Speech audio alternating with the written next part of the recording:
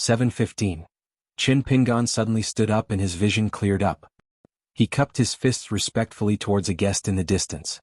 Since his boss was no longer here, he was equivalent to half a guest and half a master of the Great Wall of Sword Chi. Of course he had to help treat the guest. Chin Pingon looked over and as far as his vision could reach, an unexpected old senior appeared on the vast land in the south. Chin Pingon had no idea what kind of supernatural power the other party used to be able to directly destroy the mountain and river restriction that was meticulously set up in the Jiazi tent.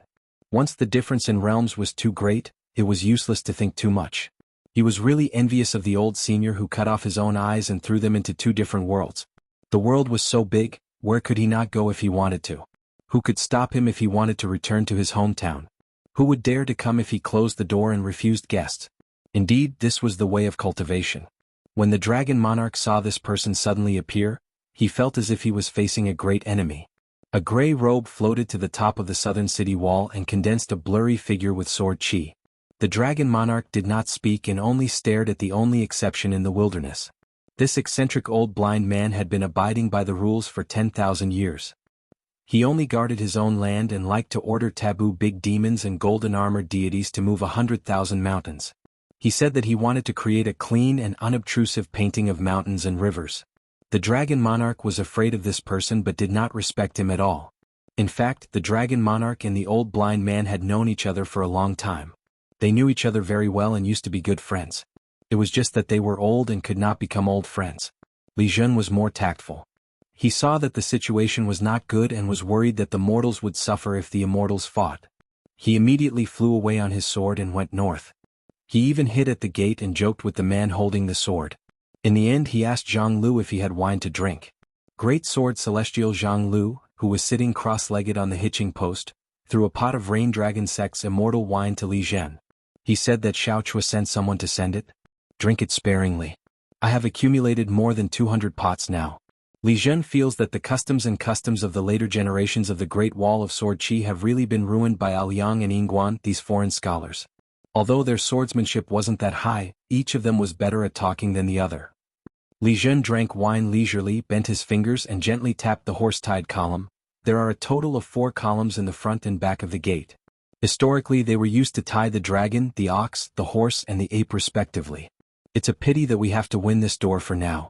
Otherwise, that old man Yuan Shou who has been eyeing this place for 10,000 years would definitely break one of the pillars and take the other 3 for himself. Zhang Lu laughed and said, in the end it's because Yang Ji's lover can't beat your Shifu. Yuan Shou was one of the greater demons and he wielded a long staff on the battlefield. His arms were long like those of monkeys, and he carried a string of rough stones in his hand. They were all majestic mountains that had vanished in the history of the wildlands. A greater demon named Yuan Shou had first used his innate divine ability to move them away, then refine them into a string of stone beads. Yuan Shou had gone to the wildlands this time. He had already been to the southeast Tongyi continent and the southwest Fuyao continent. Don't let an old friend have no broom. Zhang Lu waved his hand and said, get out of here. Li Zhen sighed and had to open the pot of wine and talk with Uncle Huan silently. He didn't know why the old blind man came to the Great Wall of Sword Chi. If the old blind man and the dragon monarch fought, it would cause the river to change its course and it would be even more chaotic. Li Zhen smiled again. What does it have to do with me? Li Zhen cried again. Why am I involved? Zhang Lu glanced at the young sword cultivator. It seemed that he didn't get any advantage over Chin Pingon. The young hidden official who had been trapped in one place for a long time didn't lose his mind, but the disciple of the moon-bearing mountain who was free was about to go crazy. Chin Pingon didn't keep standing on the high city wall. He took a step and his body fell rapidly. He wanted to land straight on the ground, but before his feet touched the ground, he was hit by the dragon monarch's sword without warning. The dragon monarch was too vengeful. Chin Pingon had to use his mind to appear on a stroke of the city wall that was closest to the ground. He tried to get closer to the old senior. It was too disrespectful to talk to an old senior at the highest point. Whether the senior was calculative or not, it was the senior's magnanimity. Whether the junior was bothered or not, it was the junior's etiquette. It wasn't just for the old sword immortal and the old blind man. Chin Pingon traveled the world and it was the same everywhere. There was a listless old dog lying at the old blind man's feet. It was bored and raised its paw to scratch the ground. Chin Pingon couldn't break the restrictions of the 60-year tent, or else he would have asked the dragon monarch to come and see his relative. The one on the ground. The old blind man said to the dragon monarch, "I won't fight. I just want to chat with the hidden official." The dragon monarch nodded. Although the old blind man had a bad temper, he always said what he said and was trustworthy. Then the old blind man tilted his head. The dialect of the Great Wall of Sword Chi or the dialect of the desolate world? Which one is more suitable? Qin Pingan said, "It's up to you, senior." The old blind man smiled. Qin Qingdo really liked juniors who were outwardly but inwardly. Qin Qingdo didn't like to speak his mind to others. It had been like this since ancient times. Just like Alliance's early years, he crawled all the way up the mountain and blindly showed off in front of his house, saying that he was a man who only liked to drink alone. He must have a lot of stories. Of course, Alliance, in addition to bragging and flattering, saying that the host and guest were all men with stories, also wanted to cheat some old stories from him. Old stories of the past. The old blind man didn't let him do as he wished. As for the wine that Alliance brought, it would be a waste if he didn't drink it. The old blind man suddenly kicked the old dog at his feet and scolded, "An ascendant realm, if you don't have money, how can you not see money? Or is there shit on the ground to eat?" The old dog was almost able to dig out a piece of magical equipment of acceptable quality from the underground of the battlefield ruins. After a few rolls, it whimpered and simply lay on the ground without moving. Qin Pingan smiled as usual. Indeed, a great demon of the Ascendant Realm and a junior of the Nascent Soul Realm snatched some heavenly materials and earthly treasures. Have some shame. The sickly old dog opened his eyelids and glanced at the young hidden official in a bright red robe. According to the sword immortals who were guests of the mountain, this young man was the master of picking up money. "Old blind man, you are really blind. Instead of scolding outsiders, you scolded your own dog." Especially through the great Tao manifestation when he used the flying sword to shatter the moon, Qin Pingan roughly knew that Kuyu didn't kill many people in the vast world. Qin Pingan also didn't have any strong killing intent. Previously, when Kuyu ascended the city wall, he treated her as a demon of the wilderness. Of course, Qin Pingan would kill her as he pleased. This was because he was still on the battlefield. Qin Pingan seemed to be facing the entire demon army of the wilderness. However, when it became a true battle, Qin Pingan immediately changed his mindset. Furthermore, Qin Pingan was also worried that Kuyu would fly into a rage out of humiliation. She would return to the Great Wall of Sword Chi with her full true body and fight to the death with him. Therefore he stopped in the end and only took half of her life. When Qin Pingan thought of this, he raised his head and looked at the sky. The sun, moon, and stars revolved regularly. That was originally the void where Kuyu cultivated. She plucked the moon and brought it to the mortal world. A bright moon with 20 parts. I obtained one of them. I am very satisfied. If it were in the medium-grade lotus root blessed land of his hometown, it would be an extremely bright moon hanging in the sky. The Mid-Autumn Festival was a full moon, and the flowers were beautiful and the moon was round. Every year, on the 15th day of the 8th lunar month, the full moon would be like a large mirror. Everyone in the blessed lands would admire the moon as if they were looking into a mirror. Aside from themselves, they could see everyone they wanted to see. Of course, they had already agreed to give it to the first disciple as a gift for breaking through. Qin Pingan did not feel any reluctance. On the ground outside the city, the blind old man nodded gently. Although this hidden official's identity as a scholar was unavoidably a bit of an eyesore, he was a young man who was smart enough. If he could hope for a better world, that would be even better. In history, there was a scholar who came from the vast world family. He first traveled the Great Wall of Sword Chi and then came to the 100,000 Mountains. His seniority was not low and his cultivation was passable. After he found the blind old man, he said with certainty that scholars only needed to write about how the world was real. They only needed to write about how pitiful the people in the world were. They would not be responsible for how the people who read the books felt. They would not care if the people who read the books were in despair. They were so desperate that they became numb and did not care. They just wanted everyone to know how unbearable this world was. In the end, the blind old man who was annoyed by his words did not care about anything else and slapped him half to death. It was not that the blind old man was angry. Those words were like, "You can go wherever you want." The blind old man could not be bothered with those who were not his son or disciple. It was just that he broke the rules by coming to the door of the mountain. He even dared to come empty-handed. He had to leave something behind. As for why he was only half to death, it was not that the blind old man was merciful. It was that the old ancestor of the family had rushed over and saved the remnant of his soul, bringing it back to the vast world. There was also a gloating Alliance on the side, with an expression that said, "I didn't do anything." Later Alliance returned. It was rare that he did not drink and said a few words. He said that such a legendary work, no matter how well it was written, was still not good enough. He also said that he was a coward and wanted to drag the readers to share the unbearable pain in his heart. At that time, the blind old man asked him why he did not write it himself. That son of a bitch just leaned against the wooden door and ran his hands through his hair. He said that he had seen too many writers who did not write with a pen. In the mortal world, they only wrote with life, shining brightly. The long story was thousands of years and the short story was dozens of years. Chin Pingan saw that the old man was silent for a long time and could not help but ask, "Senior, is there something you want me to do this time?" The blind old man put away his thoughts and shook his head. "I'm just here to take a look." The old dog only dared to curse in his heart. The blind old man has lost both of his eyes. Look at your grandpa. It somewhat missed that son of a bitch Alliance. The blind old man was only at his wit's end when he met that bastard. Chin Pingan suddenly bowed with his hands clasped. The blind old man smiled and said, "What, are you trying to encourage me to work harder?" Chin Pingan straightened his back. "Junior is grateful to Senior for your great disappointment, but I can be disappointed alone for 10,000 years. There was an ancient saying that the towering mountains were the result of the unfairness of the heavens. This old man who had been imprisoned for 10,000 years, felt that it was unfair." The blind old man nodded, raised his skinny hand and scratched his cheek. For the first time he smiled. "Very good, I almost couldn't help but beat you half to death. You are indeed smart and know how to cherish your fortune. Otherwise, the dragon god and Lu Cha would not have come to find trouble with you." Chin Pingan smiled bitterly. This old man who could make the sword immortal boss pay a visit twice, did not seem like a joker. The blind old man turned and left. Indeed, he just came here to take a look and chat for a while. As for the dragon god, the blind old man had nothing to say. Presumably the other party was the same. Old friends from the past were like strangers. The old dog of the Ascendant Realm followed behind the blind old man. The dragon god also dissipated and returned to an empty robe. Gray robe. Chin Pingan suddenly shouted, "Senior, how is Alliance?" The blind old man did not turn his head and said, "Being a tortoise holding a mountain, the dog is very happy." Chin Pingan was both worried and relieved. It seemed that he did not need to think about Alliance coming often. Chin Pingan took a last look. The mountain and river restriction had been reactivated, but what he saw in his heart was the moon-supporting mountain, opposite the Great Wall of Sword Chi.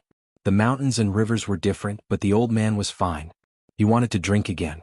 Chin Pingan first sneakily took out a pot of wine from Flying Sword 15, and then sneakily moved into the Heaven and Earth small world in his sleeve. Just as he took out the wine pot from his sleeve and was about to take a sip, the Dragon King smashed the wine pot and the wine together. Chin Pingan was used to it. His figure flashed and he returned to the top of the city wall. He walked like the disciple, his shoulders and sleeves swaying. He said loudly that the stinky tofu was delicious and that the stewed old dog meat would be even better.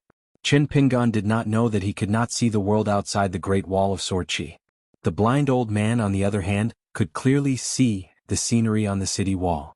The old dog took advantage of the blind old man's good mood and muttered, "I didn't provoke him. We just met once and he's already thinking about my meat. Hateful, hateful." The blind old man sneered and said, "Are you worthy of provoking the hidden official of the Great Wall of Sword Chi? Who gave you the courage?" The old dog did not dare to retort, only obediently wagging its tail. On a piece of land 1,000 miles away from Moon-Bearing Mountain, the spot where the blind old man had stopped had been temporarily marked as a forbidden area. There was a pot of fine wine there. The blind old man had purposely left it there. The great demon guarding moon-supporting mountain didn't move the wine jug.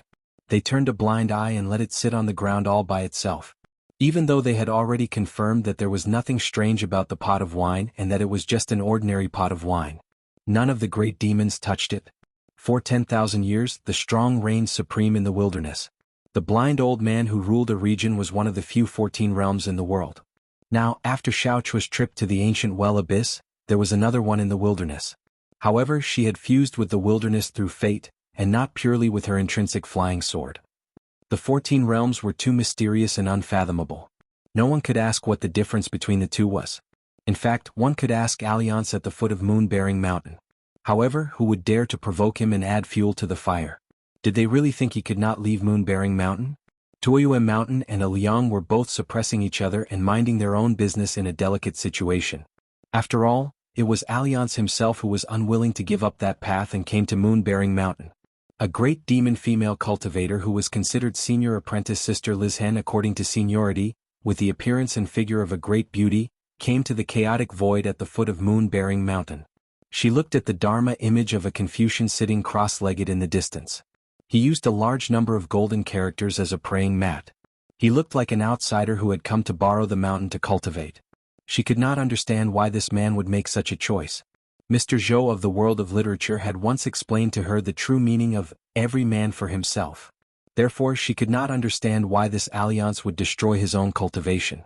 When the sloppy man saw the female cultivator, he immediately sat up straight. "Sister newly made up, why are you still wearing the same makeup as when we first met?"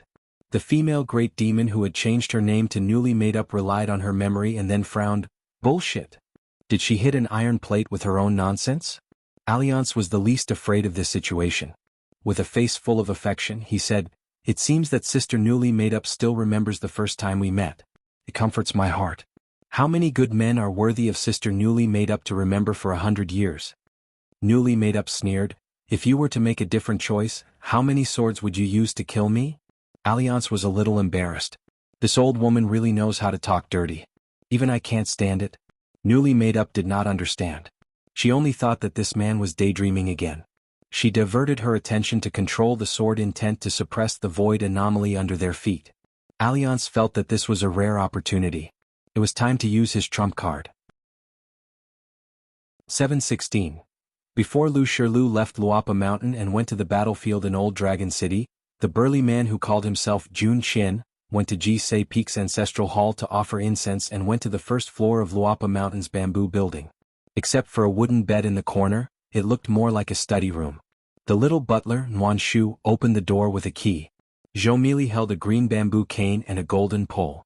She was the door god. She stood straight with her chest out. Lu Shirlu flipped open some books that were neatly placed on the table. Most of the pages were densely packed with annotations written in small regular script. If it was true, then little junior brother should be a very serious scholar. After all, senior brother Cui Dong's collection of books were also like this. Every time he saw a different view from Cui Dong's, he would ask Xiao Qi to write for him. Usually, there would be dozens of fights in a book. Lu Shirlu put the book back and looked up slightly. He looked at a couplet hanging on the wall. It was blue with golden words and cloud and bat patterns. According to Xiaomi, little junior brother had picked her up from the North Continent. Outside the mountain, wind and rain is a 3-foot sword. Go down the mountain with the sword when you have something to do. Flowers and birds in the clouds, a house of books. Read without worry. Lu Shirlu looked boorish, but he was actually very careful. He noticed the words, Qin 11, printed in the corner of the couplet. He was good at both civil and martial arts. He cultivated his strength and heart. Before Lu Shirlu returned to the mountain, he went to the Yang family's shop to guard the array for Dong Wang Gong. Then he went to the sky screen with Ruan Xiu to entertain guests. He got what he wanted. He crushed 2 enemies with his fists. 2 golden rain fell on the north peak of the first continent. Half of the golden body fragments were collected by the longevity fellow and the other half was given to Mount Biyun. Ruan Xiu, the little girl, was even more exaggerated. She went straight to the sky screen. Did she meet the Sage of Rites? After returning to the mountain, Lu Shirlu was secretly awarded the position of Mountain Patrol Envoy by the Right Guardian of Luapa Mountain. Xiaomi said that the position was not high and he should not despise it. When the man patrolled the mountain, he spread his arms horizontally. A little girl was hanging on each arm. One was in a pink dress and the other was in black. They walked together in the morning. Once, when he was patrolling the mountains, there was a little lotus figure sitting on his head, admiring the moonlight together. Heavenly Lord Qing Tong's reopening of the Ascension platform in the mortal world could be said to be an extremely profound blessing that fell from the sky to the numerous earth immortal cultivators of the continent. It was an Ascension platform. It was a veritable ascension to an ancient ruin. In the end, there would be a dilapidated heavenly gate standing above the sea of clouds. During the process of Tiantai's ascension, it was a kind of tempering. So long as every earthly immortal cultivator stabilized their Tao heart and soul, they would be able to ascend to the top. Although they were destined to be unable to pass through the heavily guarded ancient door, being able to stand outside the cloud heaven door was already considered a success. Cultivators continued to fall from the ascension platform and returned to the mortal world. The size of the harvest depended on the height of the ascension platform. 70 to 80% of them had great gains. Su Hun, the city lord of Qingfeng City, wore the Swansea armor and stood on the ascension platform. His state of mind was as calm as a mountain. He finally broke through the bottleneck of the nascent soul realm and entered the upper 5 realms. Lu Baqiao, the sword cultivator of the Wind and Thunder Garden, was more unfortunate. Due to the flaw in his sword heart, he stopped at the nascent soul realm. In fact, he originally had a glimmer of opportunity to enter the Great Tao, but it was probably because of the inner demon that caused him to suffer serious injuries. After taking a big step forward, not only did he fail to take the second step, but he also retreated slightly. However, even if he only advanced from the Golden Core realm to the nascent soul realm, Lu Baqiao would still have a good explanation for his senior brother Huang He, who was about to give up his position as the Garden Lord. Otherwise, Lu Baqiao felt that given his senior brother's temper, he would be able to transfer the Garden Lord to someone else. Then he would be grounded in the mountain for 100 years.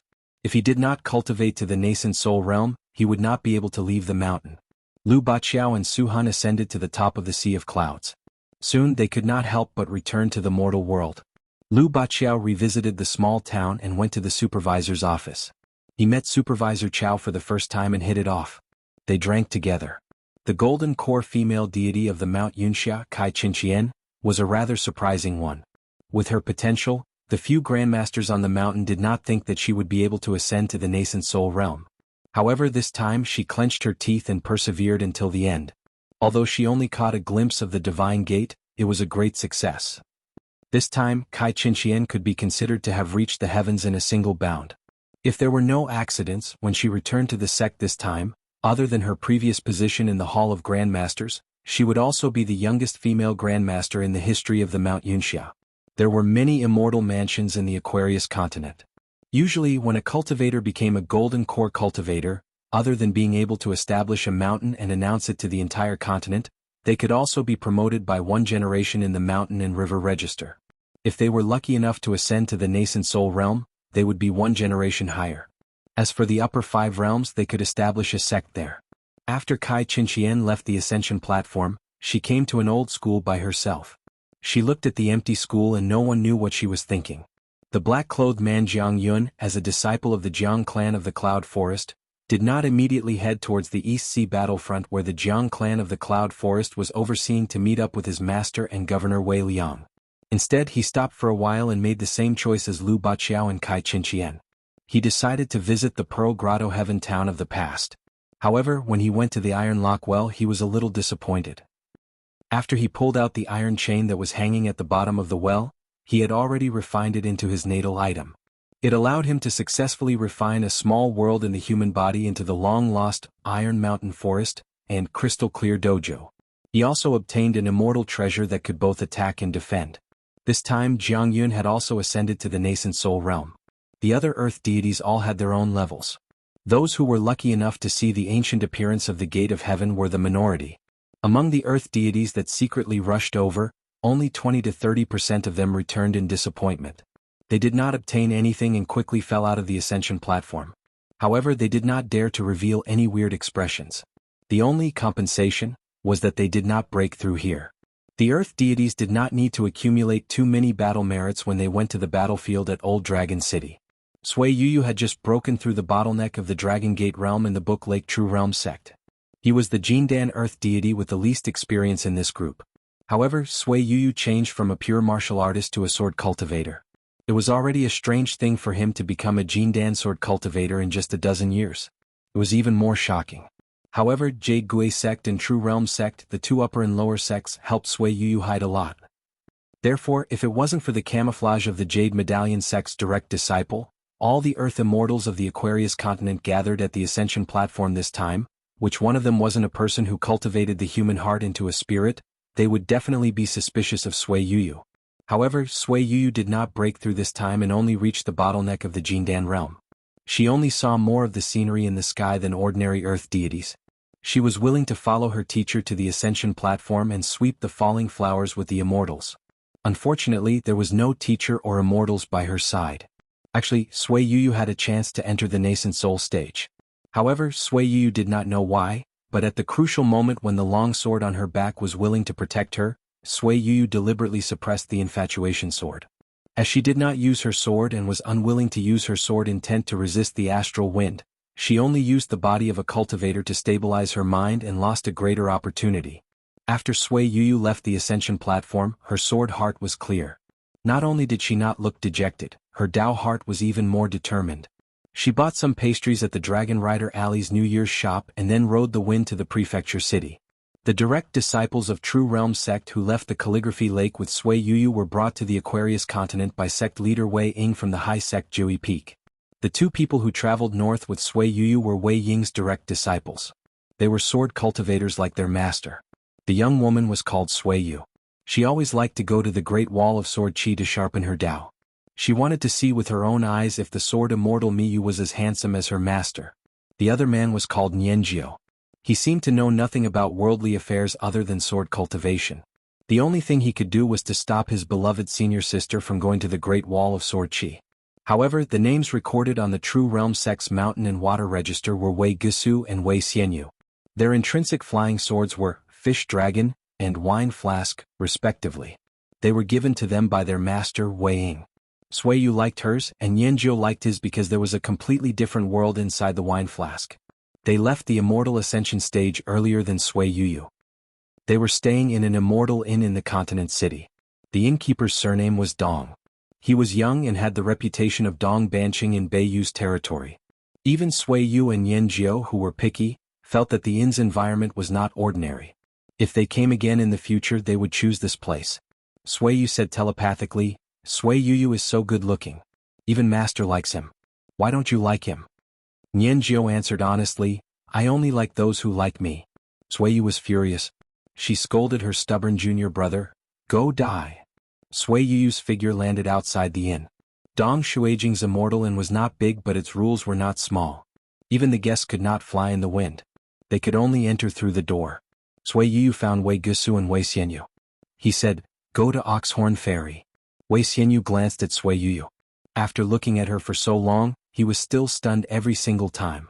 The young man glanced at his senior sister again and thought, if you keep being so unreasonable, senior sister, I'm going to fall in love with someone else. Sui Yuyu and the two direct disciples of the Truth Realm sect both possessed sword talismans, which allowed them to fly in the wind in the Dragon Province. As a direct disciple of the Luapa Mountain, Sui Yuyu obviously possessed a Pass Edict sword talisman forged by the Dragon Spring Sword sect a long time ago. However, he had spent the money of the Truth Realm sect, so there was no harm in obtaining an extra one. Sui Yuyu flew in the wind with his sword on his back, making his way to the Oxhorn Ferry. The sword that he had lost and then recovered was both infatuation and heart-eating. However, who knew who had eaten whose infatuation and who was the master and who was the heartless one? A man and a woman left the territory of Clear Wind City that very night. They carefully concealed themselves along the way and concealed their tracks. However, when they entered the territory of the Northern Mountains, they seemed like they were going on a sightseeing tour. There was a huge difference in their ages. The old man was stooped, while the young woman was beautiful. She did not stand out too much. The old man would take out a pear blossom from time to time and twirl it gently. The young woman was not embarrassed by this. If this shopkeeper Yen really was bold enough to do that, it would be hard to say who was taking advantage of who. The old man went a little overboard. He even made fun of her for looking like a country bumpkin. They were Zhu Lian and the ruler of the Fox Kingdom of Clear Wind City. One had returned home. The other had traveled far away. The current Clear Wind City must have been in a state of chaos. The ruler of the Fox Kingdom was called Pei Xiang. Nascent Soul Realm, 7 Fox Tails. Zhu Lian, as the head housekeeper, hoped that Luapa Mountain and Chongdan River would interact more, each taking what they needed and accumulating more incense. However, Li Jin, as the water god of Chongdan River, also declined Zhu Lian's alliance. Zhu Lian took a step back. The two sides called each other brothers, but it was only a personal friendship. They parted on good terms. Zhu Lian took Pei Xiang to Chituan Mountain, which was adjacent to Red Candle Town. While walking, Zhu Lian picked up a branch to use as a walking stick, looking more and more like an old man. Pei Xiang asked casually, if it's not a white sketch but a bright red carp, wouldn't it be more to his liking? Zhu Lian shook his head. For example, I know that Pei Xiang is the root of a fox spirit, but if in front of Pei Xiang, is it appropriate to call her a fox spirit every time they meet? It's not appropriate. If nothing goes wrong, Li Jin will add color to the painting himself. There's no need for an outsider to do it for him. Zhu Lian smiled and asked, you don't believe me, right? Let's make a bet? A small bet is fun, a piece of snow costs money. Pei Xiang was not willing to bet with him as it did not matter who won or lost. Along the way, not only Pei Xiang, the nascent soul stage fox spirit, all the earth immortal cultivators in Aquarius continent, when they raised their heads slightly, they could see the golden lotus covering the entire continent. With Aquarius continent as a treasure bottle, a lotus flower bloomed. In the spring breeze, swaying with the wind. Such a phenomenon, even Pei Xiang felt that it was inconceivable. But after a long time she became accustomed to it, and treated it as a rare beauty to appreciate. On the way back to his hometown, Zhu Lian rarely appreciated this pleasing scenery. Zhu Lian only asked her about the flower deity temple division officer recorded in the book, whether or not he was really in charge of the flower deity lake. Pei Xiang only treated it as a pure martial grandmaster and did not care about it. Zhu Lian was also unwilling to tell her the inside story. After all, it was a good reunion. Whether or not they could part, it was not just him. The human heart was as fragile as glass. Unless the young master was at the top of the mountain. Zhu Lian chose a secluded path on Qidun Mountain in the past. When Pei Qian and Zhou Mili came to wait for the young master, they liked to take this path. He believed that Pei Qian at that time did not lack that crazy demonic sword technique. After leaving home for many years, there were many changes. For example, previously in Red Candle Town, he found out that Qidun Mountain had one more mountain deity temple, and Luopa Mountain had one less mountain deity. The mountain deity temple on Luopa Mountain had been moved to Qidun Mountain. Its rank did not change. It seemed like the official circle was leveled, but in reality, it was demoted. Without the plaque and the statue, the building was still preserved. This move was a tacit understanding between Shanjun Wei Pai and the Dali dynasty. Mountain deity Song Yuzhang did not have any complaints, as if he had already expected this day to come. Instead, before moving, he walked out of the temple without any incense for the first time, and strolled around Luopa Mountain. He had the meaning of not having an official position. Zhu Lian could actually understand Song Yuzhang very well. But since they worked for different masters, they did not need to be friends. However, Zhu Lian had never stopped Pei Qian and the others from visiting the temple on the top of the mountain. Apart from the matter of the mountain deity temple, Zhu Lian also received a congratulatory message from Li Jin, the water god of the Chongdan River. That was because the great python of Yellow Lake Mountain had actually been bold enough to leave the mountain and walk on the river. Since Li Jin had congratulated him, the woman in yellow must have succeeded. Li Jin was cautious. Earlier in the bookstore he had only spoken about this with Zhu Lian mentally. As a proper nascent soul cultivator, Pei Xiang could still sense it even when she was on the border of the Dragon Province. She immediately rode the wind to a high altitude and gazed at the rapid changes in the water of the Dragon Province in the distance. She was certain that something huge was going on in the water. Zhu Lian found the journey to be dull, so he just told Pei Xiang about it. He gave her a rough explanation, but it was definitely closer to the truth than Pei Xiang's wild guesses about the origins of the water serpent. Earlier, Pei Xiang rode the wind in the sky and used the ability to observe mountains and rivers. Although the fate of the mountains and rivers surged at the confluence of the three rivers, and there were also gods casting illusions, blurring her vision, Pei Xiang was certain that the great python with the startling presence as it walked on the water must have been a prominent existence like a protector of the Dragon Spring Sword sect. Otherwise, how could it walk on the water so smoothly? Let alone the torrential flood, it also seemed like there were water gods from various places protecting it along the way, just in case the flood washed onto the shore and affected the people, incurring the wrath of the heavens. If regular people of water died, they would already be extremely fortunate if the various shrines of the mountains and rivers did not make things difficult for them. In the eyes of the regular masters at the foot of the mountain, the territory of the Dragon Province that was particularly vast in Dali's old territory was nothing more than torrential rain. Day was like night, the sky darkened and the rivers surged. However, in the eyes of the cultivators on the mountain, it was a magnificent transformation into a serpent. Since Pei Xiang had mentioned it a long time ago and they were close to home, Zhu Lian no longer hid anything. She's called Hong Xia. She's been cultivating on a vassal mountain of Luopa Mountain for a very long time now. You can basically be considered half a family now. You're both women, so if your personalities are compatible, you can just keep in contact with each other in the future. There's no such thing as a small mountain or not in Luopa Mountain. It's all on the table. There's a difference between those who are close and those who are distant. There were only a few rules of the mountain anyway. Even Xiaomi could recite them like the back of her hand. Pei Xiang was slightly surprised. She grumbled, "Why didn't you tell me about this assistance that can't be underestimated? A nascent soul realm water serpent." She could completely treat it as half a chi practitioner of the unpolished jade realm. Aside from sword cultivators, who would be bold enough to provoke a water serpent that possessed a powerful body and innate ability so easily? Especially those immortal sects that were close to the rivers and rivers. Once they became enemies with it, it was simply an invitation from the King of Hell. If they accepted it, they would die. If they didn't accept it, they would also die. If Suhun of Clear Wind City had not already ascended to the upper 5 realms, and as a military cultivator, he was famous for his killing power. Otherwise, Luapa Mountain would be able to go head-to-head with Clear Wind City with just this water serpent and Zhu Lian. Miss Hong Xia, it's good that you're able to make Pei Xiang feel more at ease. Zhu Lian smiled. In the face of Pei Xiang's shock, he only mentioned it briefly and did not say much. Unfortunately, in her hometown, Hong Xia did not dare to go to Luapa Mountain to say a word. If Zhu Lian did not remember wrongly, Hong Xia had not even seen Jisei Peak's ancestral hall. What Zhu Lian was more worried about now was that Chen Lingjun had blasphemed the river in the North Continent. Since there was no definite news that had reached the Aquarius continent, it meant that Chen Lingjun had not caught fire. He did not care too much about Chen Lingjun's far more exaggerated result of catching fire than Hong Xia. Zhu Lian was only worried that Chen Lingjun's temper was too jumpy. When he was outside without anyone to take care of him, he would easily be at a disadvantage. With Chen Lingjun's temper, it was fine in his hometown. Anyway, he had already obediently accepted his fate. He would not care about his face even if he was beaten to death. He glorified it as the world's grievances are a matter of one punch. But outside he probably liked to puff himself up at his own cost. Pei Xiang was in a good mood. She plucked a tree flower and handed it to Zhu Lian. Zhu Lian waved his hand and smiled. The uglier a person is, the more they love to wear flowers. You should wear it. In the past, in the lotus flower-blessed land, there was the custom of men wearing flowers.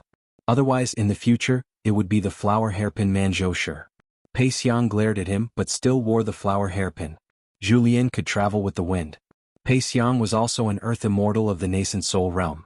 When she felt like it, it did not matter whether there was a path under her feet or not. Zhu Lian came to a deserted ridge of Chiduan Mountain, but it was already a little far from the temple where Song Yuzhang was. Zhu Lian stood on the branch of an ancient pine with his hands behind his back. He smiled knowingly. It was obvious that this was Luapa Mountain. Pei Xiang sat on the branch. Her 2 fingers gently pressed against the tree flower beside her ear. Zhu Lian sighed. Which family dares to hang a sign saying that there is no trouble? There is peace in tofu and vegetables. One can eat and wear warm clothes. One can sleep today and wake up tomorrow. This is the peaceful world for us ordinary teachers. Pei Xiang joked. I'm not boasting, but how can you and I be considered ordinary teachers? Pei Xiang asked. Then just who can give you an answer? Zhu Lian raised a hand and pointed at the sky, before extending his hand and pointing into the distance. In the end, he clapped his hand gently. The sun and moon are in the sky. My heart is bright. I'm a good person. If this person tells me the answer, I'll believe it. Zhu Lian shook his sleeves and said in a self-deprecating manner, Don't worry, I rarely do that. It's because I'm close to home. Pei Xiang's mind was rather unsettled. A person who thought like that would probably find it very strange and very lonely. Zhu Lian had already sorted out his emotions and continued on his way. In the past, he traveled alone in his hometown, traveling through the stars and wearing the moon. In the night, Ruan Xiu stood by the banks of the Jade Nectar River. Hong Xia, who was temporarily recuperating and stabilizing her cultivation, immediately circulated her divine ability and hurriedly came out of the water to see Ruan Xiu. Before transforming into a flood dragon, Hong Xia had been trembling with fear when facing Ruan Xiu. She had never thought that after transforming into a flood dragon, she would be even more distracted and unable to control herself. Therefore, after successfully transforming into a flood dragon, Hong Xia's uncontrollable joy from before had been reduced by at least half. That Jade Nectar River's water goddess was hesitant and timid. A moment after Hong Xia appeared, she also came to see Ruan Xiu. Ruan Xiu looked at the two of them. One had transformed into a flood dragon and the other had been conferred the title of a water goddess. Ruan Xiu did not speak. She only took small bites of a peach blossom cake. The water goddess had already banished all the officials and river demons of the underwater estate in this part of the Jade Nectar River, just in case she accidentally angered this woman in green with a ponytail before her. Earlier, after receiving Ruan Xiu's decree, the woman in yellow was uneasy in the pouring rain at night. She chose a source of water and revealed herself, beginning to catch fire. Currently there were actually only 3 immortal mountains in the Dragon Province: the Dragon Springsword Sect, the Cloud Shroud Mountain, and the Luapa Mountain. As a result, the incident this time went so smoothly that the woman in yellow who had changed her name to Hong Xia only felt like she was dreaming. First, she made her way out of a mountain through a source of water. The river Granny Ma Lanhua of the Dragon Whisker River had a divine position but no ancestral temple. The river Granny only dared to send her off flatteringly while helping to detain Hong Xia at the same time. Afterwards, she made her way through the Tiefu River that had the greatest amount of water. She did not show herself, but she did suppress the water. Afterwards, she made her way through a small section of the Embroidery River before finally making her way upstream to the Chongdan River that was the most precipitous and had the greatest amount of water. The 2 river gods both protected her like they were her protectors. Hong Xia's journey was just so smooth and unhindered. In the end, she could even go to a natural cave in the Jade Nectar River that was abundant with spiritual qi to heal. It was fellow Hong Xia that the water goddess had personally come to invite. The water goddess of the Jade Nectar River was truly envious of the great python's fortuitous encounter. On the other hand, let alone fortuitous encounters of the Great Path, it seemed like all she had was disasters. The woman in green said nothing. Hong Xia and the water goddess became even more silent out of fear. Ruan Xiu ate the cake and glanced at Hong Xia. How unsightly. No wonder she lost to a little loach. Hong Xia carefully glanced at Ruan Xiu's wrist. A fire dragon was coiled like a bracelet. The fire dragon that was originally lifeless immediately turned its eyes nimbly and stared at Hong Xia. Hong Xia's heart immediately trembled. He hurriedly shifted his gaze and stabilized his Dao heart with difficulty. Only then did he not follow his heart and retreat. The fire dragon was already in the upper 5 realms. It was definitely in the upper 5 realms. Ruan Xiu probably did not know that her slow eating of the pastries was a great torture for the 2 people in front of her. It was like a fish being cooked in a pot of oil. Even if she knew, she probably wouldn't care. Ruan Xiu had just returned to the world. It was the middle-aged Confucian scholar who helped to open the door. She was afraid that her father would scold her for causing trouble, so she came here to hide. Because she was in a bad mood, she naturally did not have a good expression when she looked at Hong Xia. Ruan Xiu gently shook her wrist. The fire dragon that had obtained a strange water disaster in the outer space was extremely docile to its master and continued to sleep. For the most ordinary descendants of the mountains and lakes, being able to successfully cross a river was already considered a success. If they were lucky and had a righteous bloodline, they might be able to obtain some auspicious characteristics of the flood dragon, such as dragon claws, dragon scales, or dragon whiskers. Just like the eel demon of the Tongyi continent, he had tried to cross the river in the past. If not for the water goddess stopping him, he would have turned into a flood dragon long ago. As for the water descendants of the Great Swamp who were originally flood dragons, they needed to cross at least a huge river before they could be considered righteous by the heavenly Tao. Apart from having a flood dragon's body that was righteous, the key was that they could nurture a natal flood dragon pearl. But 3,000 years ago, the calamity that affected all the water descendants of the world was seen as there were no more true dragons in the world, only the many dragon descendants with impure bloodlines were left. In addition to the great blasphemy of the world, there were only a few. Along the way there were many sects and the flood dragons did not dare to be rash. Not to mention crossing tens of thousands of miles, they would hide at the bottom of the water and find a nest with relatively dense water fate, and casually hang a signboard of some dragon palace, some underwater residence, and burn incense. Thus, a flood dragon that succeeded in crossing the river and turning into a dragon did not appear for 3,000 years. Of the thousands of flood dragons in the world, who did not want to turn into a dragon? But who dared? Because no one dared to determine whether the unknown sword immortal that killed the true dragon would attack again. Until the Aquarius continent, there was a flood dragon covered in snow-white scales that crossed the river, and the true dragon returned to its position. In one fell swoop, it seized an immeasurable portion of the world's water fate. Julien said, "I am not lying to you. Xiaomi Li is the right protector on Luopa Mountain's register, and her seat in the Jisei Peak's ancestral hall is very close to the front." Pei Xiang was skeptical. "Really?" Julien laughed. "That's right. When you see Xiaomi Li later, just go straight to the point and say, 'You are the legendary mute lake water monster.' She will be very happy." He wiped off the skin on his face, and restored the face of Luopa Mountain's old chef. Pei Xiang also took off the skin on her face and then removed the camouflage. Zhou Li rubbed her eyes and then ran all the way to Julien sobbing, old chef, I thought you were lost and did not know how to go home." I did not dare to go to Red Candle Town to pick you up. The little girl was so sad that she could not speak. She did not care about her face and even accidentally admitted that she did not dare to go to Red Candle Town and Jade Liquid River. Julien reached out and rubbed Xiaomi Li's head, shook the big bag on his back and said with a smile, "Guess what's inside?" Xiaomi Li wiped her tears, looked timidly at the woman beside old chef, pursed her lips tightly and bowed to Pei Xiang. Pei Xiang smiled and nodded. Just now, she was so focused on whether old chef had gained weight or lost weight that she did not see this beautiful sister. Pei Xiang remembered Julien's reminder and said with a smile, "You are the mute lake water monster?" Xiaomi Li was stunned on the spot. She did not know whether to scratch her face or her head. Oh, why did this sister suddenly look better? Maybe this is what Pei Qian always said about a girl changing 18 times between childhood and womanhood? Sigh, change my head, what's so good about growing up? However, Xiaomi Li did not dare to say that to Pei Qian. Xiaomi Li remembered old chef's question and said softly, "The kind of immortal book that Pei Qian mentioned? The little people in the picture, the ones that can fight?" Unfortunately, Pei Qian is not willing to say more. "Can you let me take a look? I like to read now and I am very knowledgeable." When Pei Qian comes home she will be shocked. Julien's face turned red and he said helplessly, "It's melon seeds." Xiaomi Li sighed and said like an old man, "You are already an adult, and you are still eating melon seeds." However, the little girl quickly smiled and said, "Since I have already bought it, let's just leave it at that." Julien smiled and nodded. The long-awaited mountain breeze was no longer just a distant memory. I have already returned home and I am in this mountain. A little water monster seemed to have turned into a little yellow sparrow in the mountains. It hopped around Julien and chattered about its family affairs.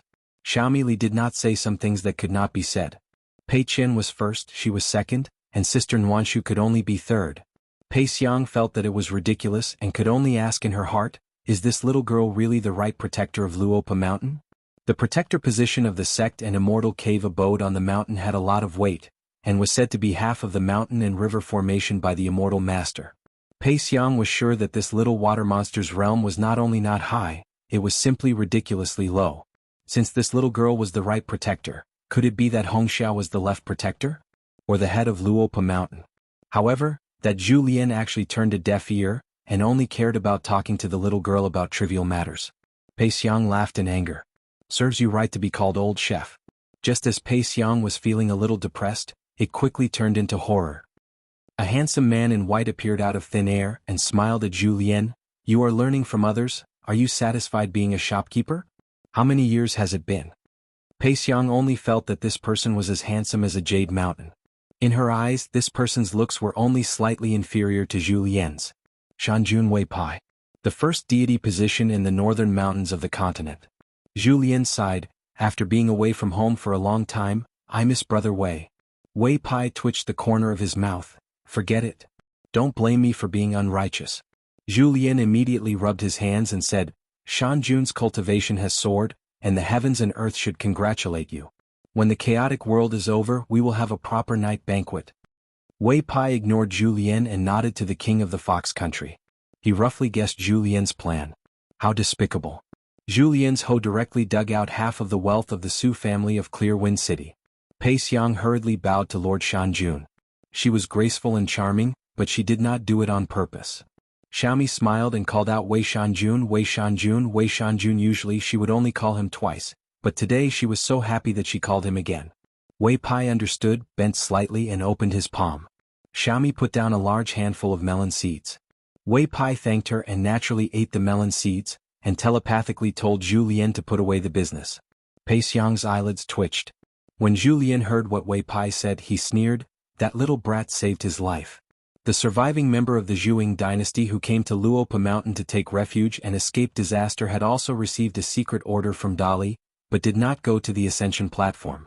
The young sword cultivator had given up the great fortune of being in a favorable position. This was of course a clear indication from the emperor of the Song dynasty in Luopa Mountain. Dali already knew of this person's background, but was still willing to let bygones be bygones. The pursuit of the Ministry of Justice would stop. Julien was more satisfied with the choice of that homeless dog. It was very wise. He did not push his luck. Luopa Mountain gave him a place to stay, so he should be content. If he still dared to rely on Luopa Mountain and did not know the severity of the matter, mistakenly thinking that a life-saving talisman could be used as a long-term protective talisman. Then Zhu Lian would stick a life-hastening talisman on his corpse. Otherwise, when he returned to Luopa Mountain, the second thing Zhu Lian would do would definitely be the will-seeking fist. And Zhu Lian's will-seeking fist was to determine life and death. As for the first thing, of course, it was to send melon seeds to Nuanshu, Xiaomi, and the others, and then make a table of delicious mountain seasonal dishes. When the time came, he would take off his apron and go to the will-seeking fist. Zhu Lian raised his head.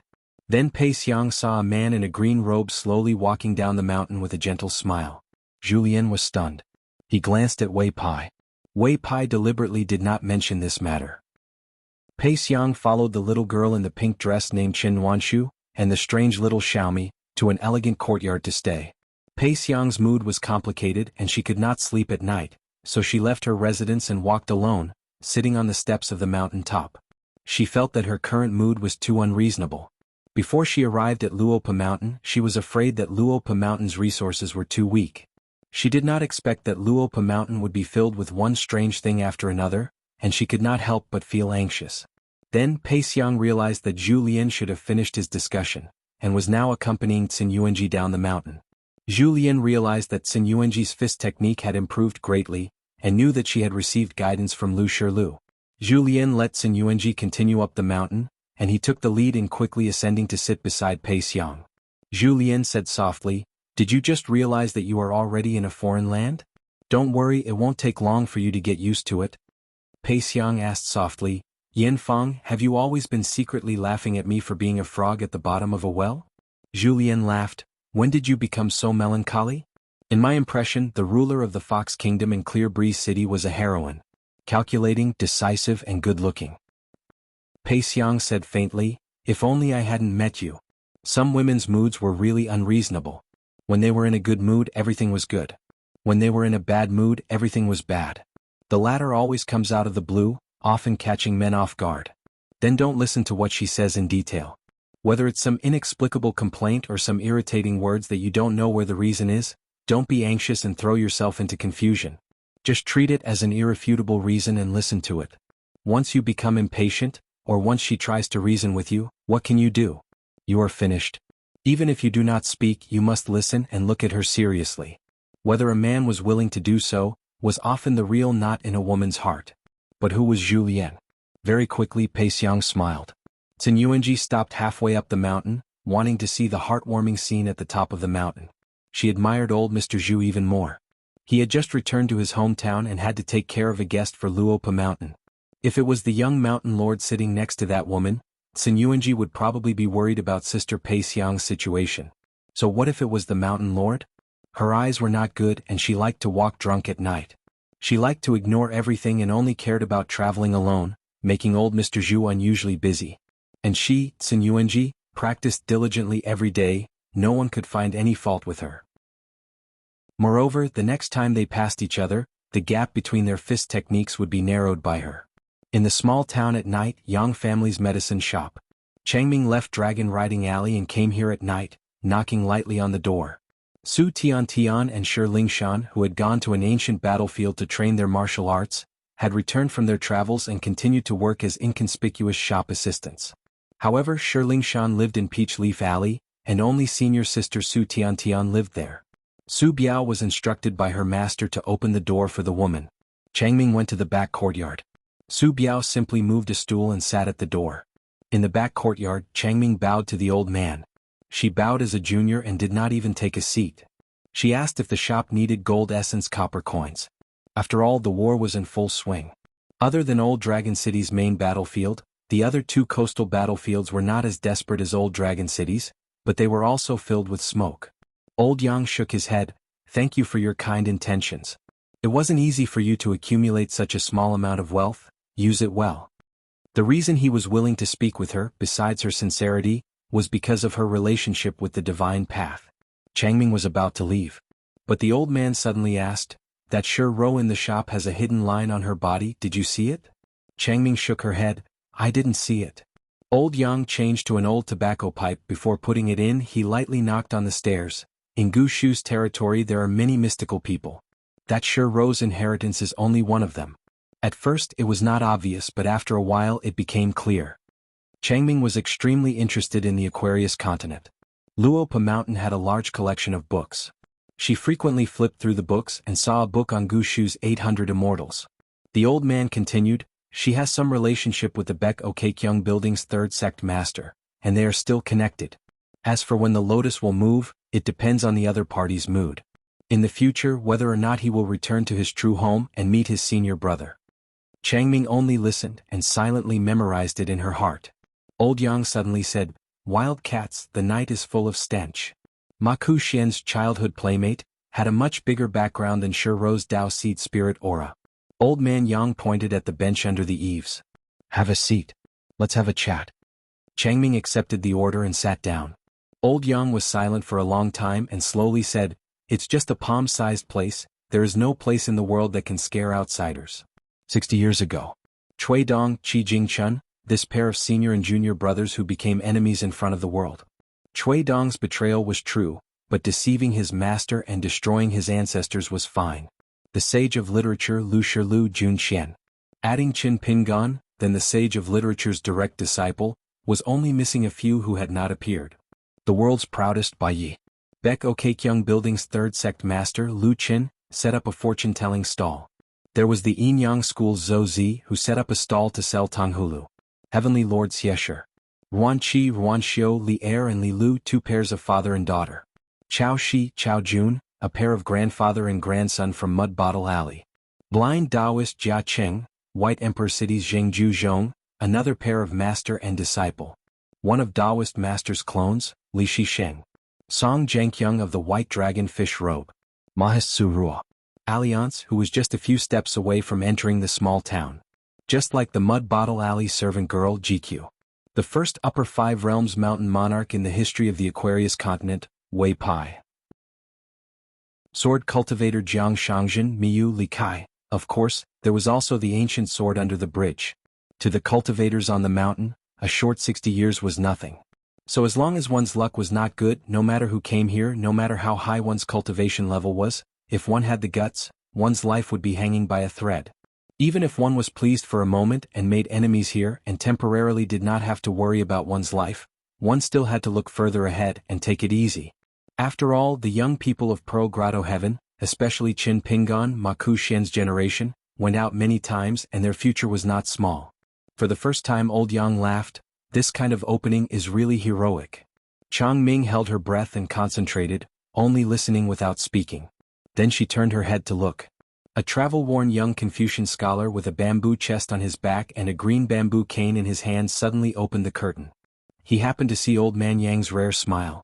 He laughed aloud and said, "Old man, look at how happy you are, you look silly." "What's wrong?" "Found a wife. Old but vigorous, not bad at all." Chang Ming was stunned. The young man did not know Chang Ming's identity and could only cup his fists and smile, and then ran to old Yang's back and squatted and grabbed his neck. "Did you miss me? Did you miss me?" He didn't think that old man Yang would have the ability to find such a beautiful sister. Chang Ming was stunned for a long time and then suddenly laughed. "I know, it's that famous Li Huai who I have heard of for a long time. He had a good relationship with master since young." Old Yang also allowed Li Huai to be rash and only said, "You are still willing to come back." Li Huai let go of his hand and sat down next to him, gently beating his legs and complained, "This trip was so tiring. My luck is not good." Old man Yang chuckled. Chang Ming said goodbye and left. Old Yang turned a blind eye to it. Li Huai took off the book box and put it aside and then lay back looking tired. "Old Yang, why do you think the world suddenly became so chaotic?" Old Yang said, "It's okay." Li Huai asked, "It has nothing to do with you, right?"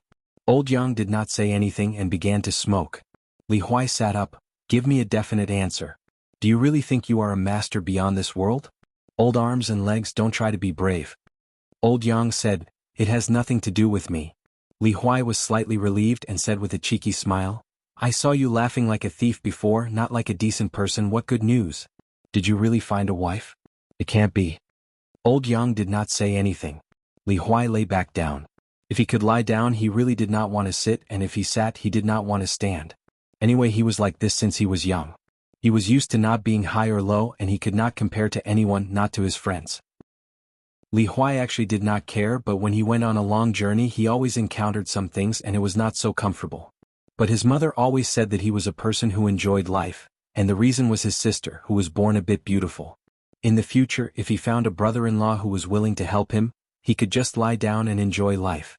But when Li Huai thought of his sister Li Lu, he was worried. She was not young anymore and there was still no one to settle down.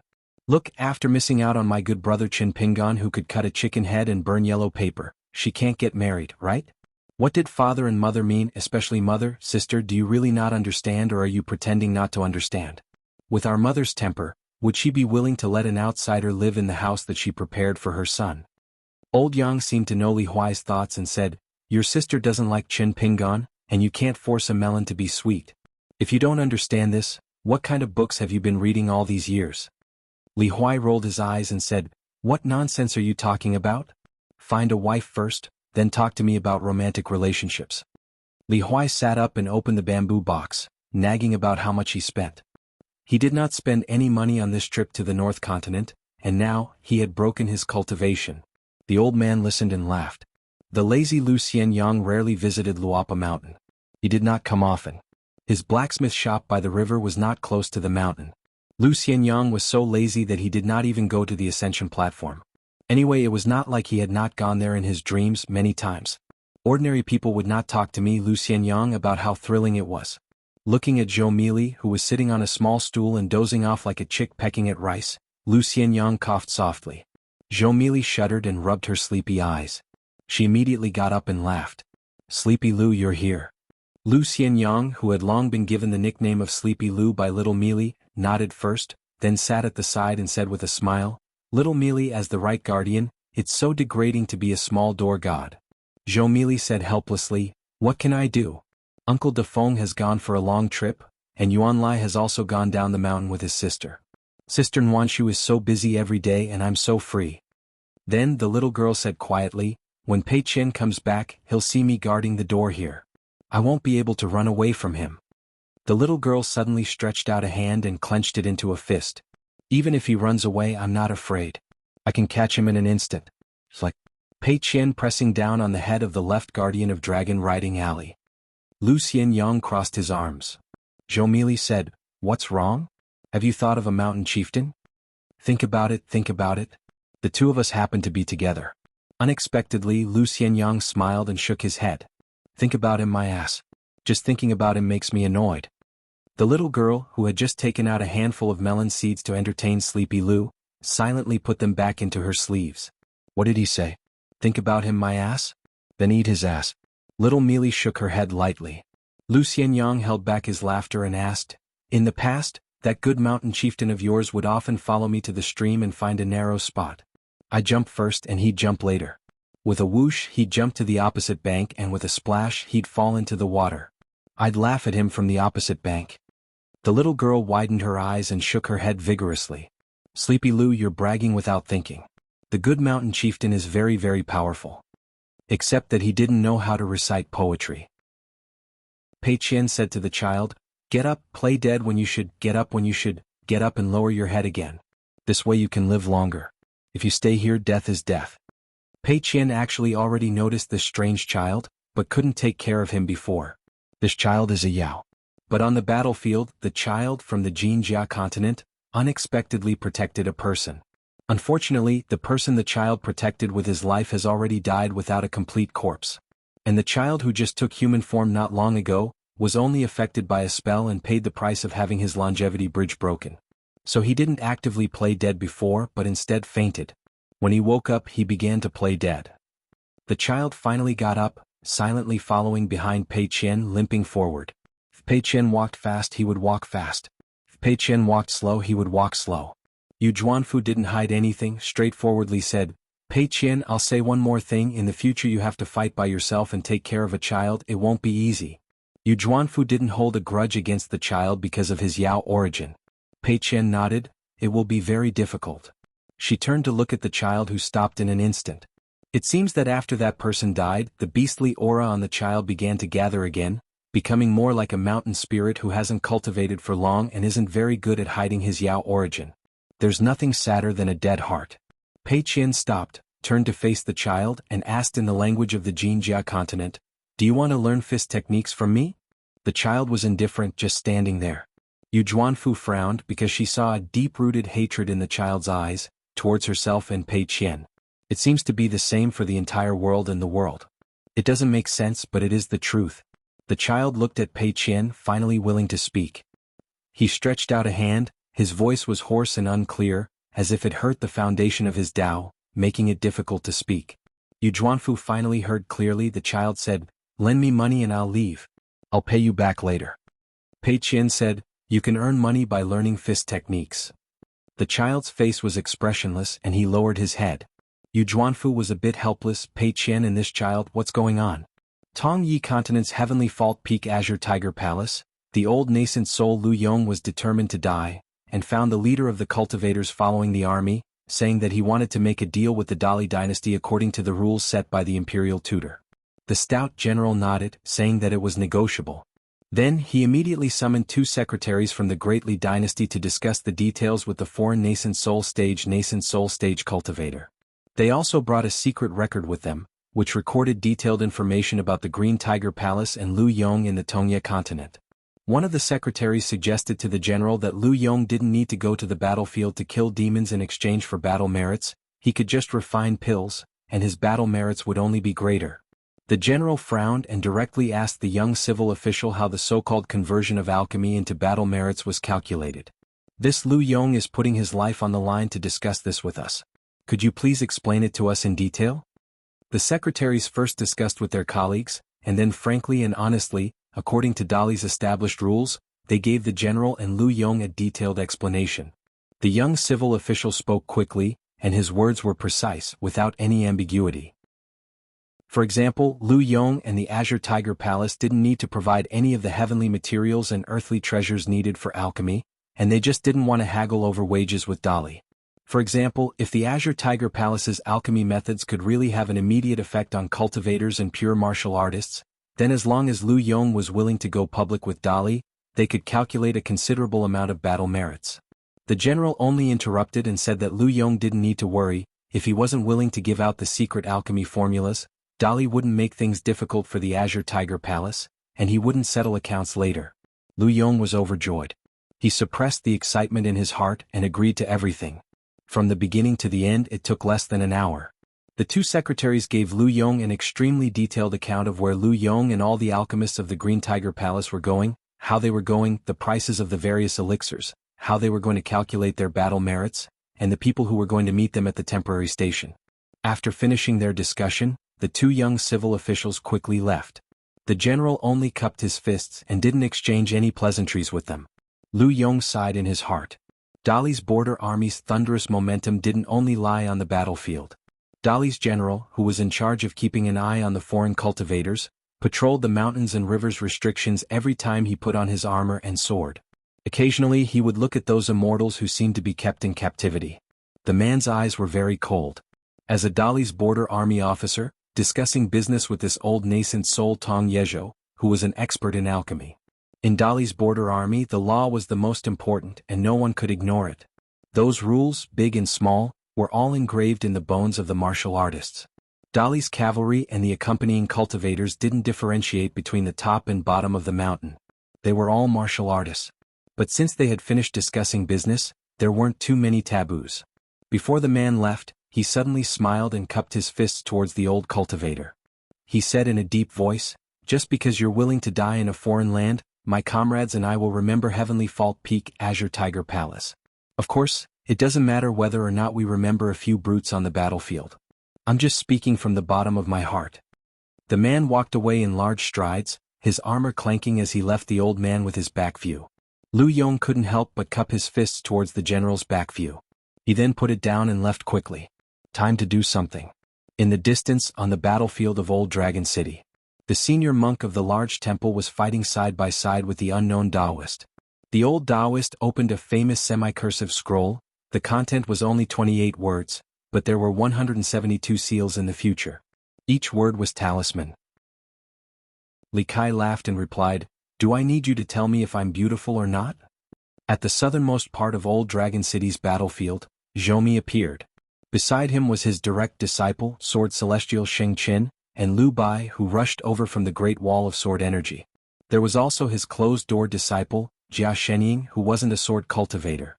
The young man in the past was now a young man. All the schemes and wisdom in the world belonged to Jia Sheng. Jia Shenying frowned and said, "The small Aquarius continent has records of all the strange people in it. Where did those accidents come from? Did I miss the spy report of the 60-year period?" Jia Shenying shook his head and said, "Senior apprentice brother has never missed a spy report." Zhou smiled and said, "It's my fault for leaving my hometown for so long. It's also Cui Dong's fault for scheming too much." In the history of the world there was a sigh that said, "All the schemes and wisdom in the world belong to Jia Sheng."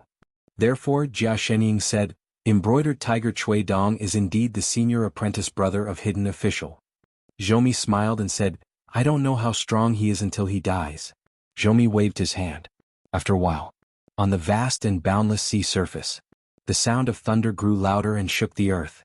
It turned out that outside of the sea surface near Old Dragon City, there was another sea surface that was 100 feet tall and surging over.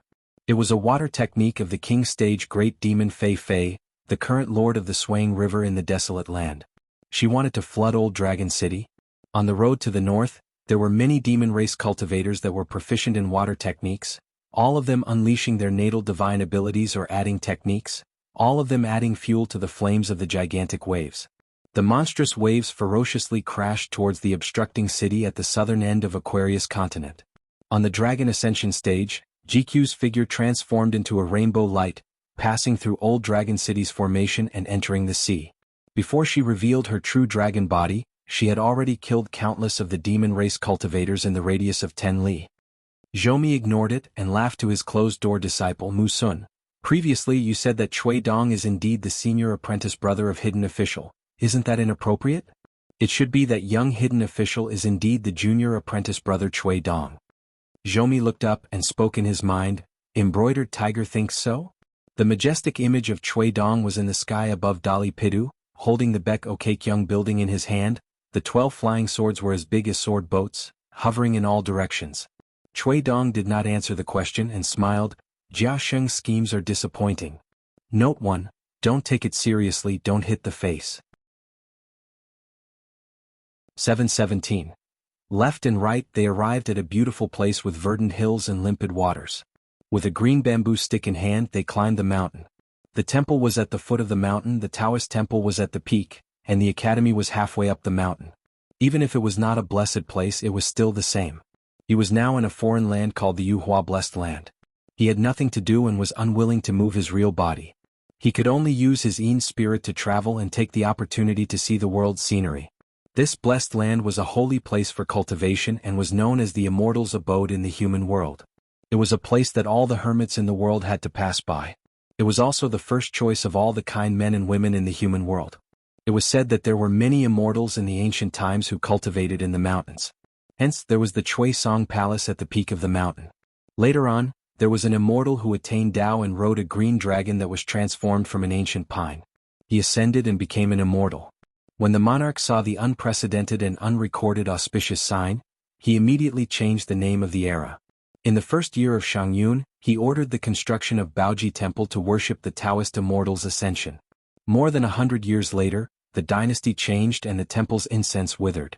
The immortal's last recorded return to the human world was to use his supreme supernatural power to salvage the Baoji Temple that had sunk into the water for unknown reasons and move it to the peak of the mountain. The emperors of the new dynasty quickly gave the ancestor of the treasure accumulation temple many titles, such as Enlightened Being, True Lord, and Heavenly Lord, as he ascended step by step. They also gave him plaques and Tao books, causing the temple to prosper until now. Later generations had different opinions. They were sure that this immortal was not only listed as an immortal after his ascension, but was also given an extremely high-rank green seal by the Heavenly Emperor. His official position was similar to the 6 ministers in the human world. Hence, wherever he went, the gods of the mountains, lakes and swamps, as well as the hidden immortals of the sea, would come to greet him. Of course, Zhuozhuo knew that these rumors about the blessed land were just baseless rumors. The old cultivator who was regarded as a Tao enlightened immortal, was actually just a sect in the Tongyi continent. He was a consecrator of the ancestral hall. His final achievement was the bottleneck of the nascent soul realm. He was unable to break through and extend his lifespan, and could only decay day by day. Then he encountered the invasion of the desolate world. Whether it was because the old cultivator believed that his time was up and there was no meaning in living for a few more years, or because there was some other reason, the old cultivator chose to die in battle on the battlefield of the Tongyi continent. As for Feather Transformation Blessed Land, it was unable to escape this calamity and fell into the hands of a military camp. The Blessed Land was supposed to be carried by a direct disciple of the sect to the Aquarius continent, to hand over this emergence Blessed Land to Old Dragon City, to help the cultivators of the sect exchange for a place to cultivate with the Dali dynasty. Feather Transformation Blessed Land was vast but sparsely populated. Due to the thin spiritual energy and the fact that the god, who owned the Blessed Land, was unwilling to spend too much money, there were very few cultivators who could barely make it in history. To a Tongyi continent's immortal sect, it was indeed a very useless and inferior blessed land. If they spent a lot of money on the Blessed Land, it would delay the cultivation of the Qi cultivators on their own mountain. When the vendor saw that the customer wanted to walk further away to drink, he hurriedly shouted and asked him to pay a deposit first. Otherwise he could not walk too far away to drink. If he encountered a drinker with a bad conscience after drinking, he would just casually throw him off the cliff. You are saving effort and being generous. Our vendor is just a small business, who can we ask for compensation? Zwa could only return with the wine and pay the vendor a few coins. Then he walked to the railing of the cliff and looked at the mountains and rivers in the distance. The mountains and rivers meandered up and down like a scene in a pot. Previously, the official sword seeker Tongyi sect had taken the initiative to give the sect a great future. No matter what the demon race's intentions were, it was obvious that they wanted to turn the Tongyi sect's disaster into a blessing. After all, the scholar with the pseudonym Zhomi had appeared. As the second highest sovereign great demon in the wasteland, his vows and promises could indeed be taken seriously. One had to know that in the southernmost part of the Tongyi continent, there was a meeting in the Jade Gui sect's ancestral hall where the sect master was not present. They rejected the suggestion of the round-faced woman in cotton-padded clothes and did not hand over the Cloud Cave Blessed Land controlled by the Jiang family. As a result, the demon race's army attacked continuously and no longer held back. The temperamental patriarch of the Jade Gui sect cursed Jiang Shangjin for being a jinx while killing demon cultivators. If one day I die and the Jade Gui sect and Cloud Cave Blessed Land are lucky enough to survive, let Jiang Shangjin come to my grave and kowtow to thank me. The sound has to be loud, otherwise no one will hear. This was probably the so-called, every dog has its day. It was easy to become a joke if one enjoyed watching a joke. The Jade Gui sect had watched the Tongyi sect become a joke for a few years. It seemed that it was the turn of the Tongyi sect's cultivators to watch the Jade Gui sect become a joke. And this opportunity was easily obtained. All they had to do was nod their heads.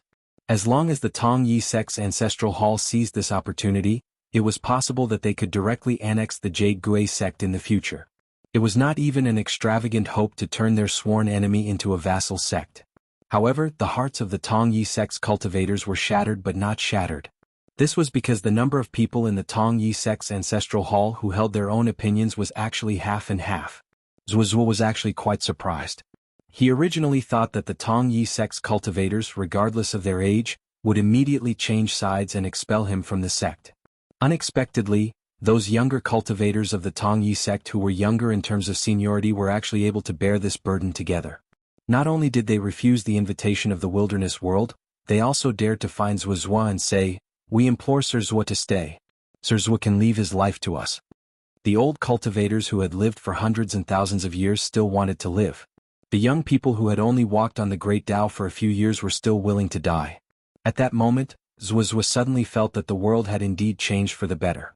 In the past, the world rarely made things so easy for Zwa. For example, in the past, when he encountered those sword immortal embryos who relied on their strength to act, Zwa would be put in a difficult position. Should he kill them or beat them half to death? As long as Zwa was still in the Tongyi sect and the sword aura was still in the Tongyi continent, to the wilderness world, it was like a fishbone stuck in his throat. After the sword-shattering Ascendant Realm Sun Yuanjin, Xiaochuo went to the South Whirlpool continent where the battle was relatively stable. He said that he wanted to strike down the sun and moon that fell from Qin Chuanan's shoulder. At the same time he wanted to meet Lu Ji. Therefore, the Sword Immortal Advisor was in charge of the specific implementation of the plan. In the end, they used an inferior blessed land with less than 10 million people to successfully detain Zwa. The advisor seemed to be asking Zwa, but his real method was to suddenly open the heaven and earth restriction of the Ascension blessed land and fiercely smash it to Zwa. At the same time, in the Blessed Land, there was an unpolished Jade Realm demon cultivator who had the will to die. He hooked his finger to Zwazwa. The meaning was obvious. Either enter the trap or watch the Blessed Land shatter in front of Zwazwa's eyes. At the same time, Zhomi used the great method of changing the heaven and earth, causing Zwazwa to be in the Blessed Land. Zwazwa did not allow the Blessed Land to shatter in the Tongyi sect's territory. Other than killing demons, he also used the sword aura to travel the heaven and earth barrier. He used the sword aura to form the heaven and earth formation to protect the Blessed Land. Without hesitation. Then, Zhomi restored the original mountains and rivers. The advisor immediately closed the Blessed Land's restriction and isolated the heaven and earth, causing Zwazwa to be temporarily detained here. At the same time, he first rooted the Blessed Land in the Tongyi continent and merged it with the great Tao of the wilderness world. He also ordered 2 immortal realm demons to continuously use spells to attack the Blessed Land's barrier. The immortal realm spells and great Tao combined to continuously wear down Zwazwa's sword will and cultivation. He did not pursue the result of shattering the Blessed Land, but also did not allow Zwazwa to be too relaxed in the Ascension Blessed Land. After stabilizing the boundary of the heaven and earth barrier, Zwazwa began to carefully observe this small blessed land. The vast sword aura was still far away from the mortal world. If Zwazwa wanted to leave the blessed land and return to the Tongyi continent of the vast world, it was extremely simple. He could just casually use his sword to split open the heaven barrier and ignore the life and death of the Ascension blessed land. Not to mention Zwazwa, even if Jiang Shangjin used that willow leaf, he could do the same. Hence, it was meaningless to trap Jiang Shangjin here. Jiang Shangjin would definitely use his sword decisively. After using his sword, not to mention the millions of casualties in the Blessed Land, even if the Blessed Land was shattered and millions of mortals died, Jiang Shangjin would not feel the slightest ripple in his heart. In the past, Jiang Shangjin almost failed miserably in his own family's gutter. He punished the group of arrogant earth immortals who led the group to cause trouble in the Cloud Cave Blessed Land. The number of casualties on and below the mountain was more than 1 million. However, Zwazwa planned to stay here temporarily until he thought of a solution that was not difficult to solve. This caused the left and right true bodies to be unable to move at all, as if they had entered a meditative state. His meticulous means were not ordinary. Before he let the officials throw out the blessed land, he had already set up an edict of the Great Way in the blessed land. It was as if he was carrying out justice on behalf of the heavens. It was specially used to suppress the sword aura in the human world. Therefore the Yin spirit could only travel far away. Otherwise, a slight move in one part would affect the whole situation. The so-called Heaven's Way here could not hurt the sword immortal at all, but it would make the human world fall into trouble. For example, when the left and right swords slashed the demons earlier, a huge ravine that was 10,000 miles long appeared in the sky of the Blessed Land. This was even after the left and right swords tried their best to guide their own sword aura and great Tao to circulate. Otherwise, after killing the demons with a single sword strike, the human world would have suffered countless disasters. In the eyes of the few cultivators who were climbing the mountain in the blessed land, the ravine that seemed to tear a crack in the sky was like a rainbow of sword chi that hung between heaven and earth for a long time. The brilliance of the colored glaze and the sword chi flowed endlessly. The sword aura of the left and right true bodies had to be far away from the human world. It was used to support the boundary between heaven and earth to prevent the demon cultivators' spells and supernatural powers from wantonly breaking the barrier of the blessed land. Otherwise, when the strange phenomenon of heaven and earth happened, the common people of the Yuhua blessed land would suffer from all kinds of natural disasters. It could be torrential rain that lasted for 10 days, causing floods to fill the sky. It could be a drought that lasted for a few years, causing thousands of miles of land to be dyed red, or snow that covered the entire winter and killed everything. In the beginning, the left and right true bodies thought that there were still demons left behind in the blessed land, waiting for an opportunity to make a move. For example, a sovereign great demon was hiding here. However, after patrolling the area, he realized that it was normal. If the two sides fought, once the blessed land was destroyed, causing the mountains and rivers to be destroyed, it was equivalent to letting the left and right true bodies break free from the cage. At that time, it would be his turn to attack with all his might. However, it was not as simple as Jiang Shangjin taking out the willow leaf and stabbing it here and there. After confirming that there were no more great demons hiding in the Yuhua blessed land, the left and right true bodies began to travel far away. The name of the blessed land was Yuhua blessed land. The meaning of the name was great, but in reality, it did not live up to its name. It was really just a private property of a low-level celestial family in the Tongyi continent. In the past, the cultivators here formed their gold cores and ascended to the Tong Yi continent in the sky beyond heaven. After that, on the path of cultivation, they were recruited by the celestial family. Even though the cultivator hid very well, his hometown blessed land was still discovered by the ancestor at the top of the mountain. After a series of deductions, he followed the clues and roughly figured out the location. After spending tens of years, he finally salvaged this small blessed land from the shore of the long river of time. In a low-level blessed land, not only did he cultivate the unprecedented Dragon Gate realm, he even cultivated a golden elixir in the end. Therefore he was favored by the great Tao of heaven and earth, allowing him to break through the canopy of heaven and earth and travel far away. Unfortunately, the affairs of the world were unpredictable. The cultivators who came from the blessed land were some lucky ones who carried the fate of the heaven and earth. When one person became a celestial, the troubles of the world began. This Yuhua blessed land could be considered a blessing in the misfortune. The blessed land was preserved and had not been destroyed until now. In the vast history of the world, there were many blessed lands that were not taken in by the big sects because of carelessness after someone ascended. They were firmly protected, and in the end, the mountains and rivers of the blessed land were destroyed and the people died tragically. There were also many low-level blessed lands that were drained by cultivators and completely cut off the native cultivators' way of climbing the mountain. Of course, low-level blessed lands rose because of one person in the vast world, and there were still many of them. A young lady in gorgeous clothes took advantage of the fact that the elders in her family were resting here. She brought her maid and her mother with the excuse of enjoying the scenery. She came to the side of the green-robed scholar who was drinking alone with a bowl of wine in his hand. She lifted the curtain hat and her face was slightly red. She softly said, "May I ask where you are from?" He turned his head left and right and answered, "A place that I have never heard of." The lady's slightly red cheeks were as red as rouge. She smiled and said, "If you tell me, I will know." He shook his head left and right and said, "Even if I tell you, you still won't know." If it was in the past, he would either turn a deaf ear or just answer a question. However, after meeting and parting with his teacher last time, he felt that his temper really did need to be changed. For example, treating a woman's flirting seriously as a quizzical game.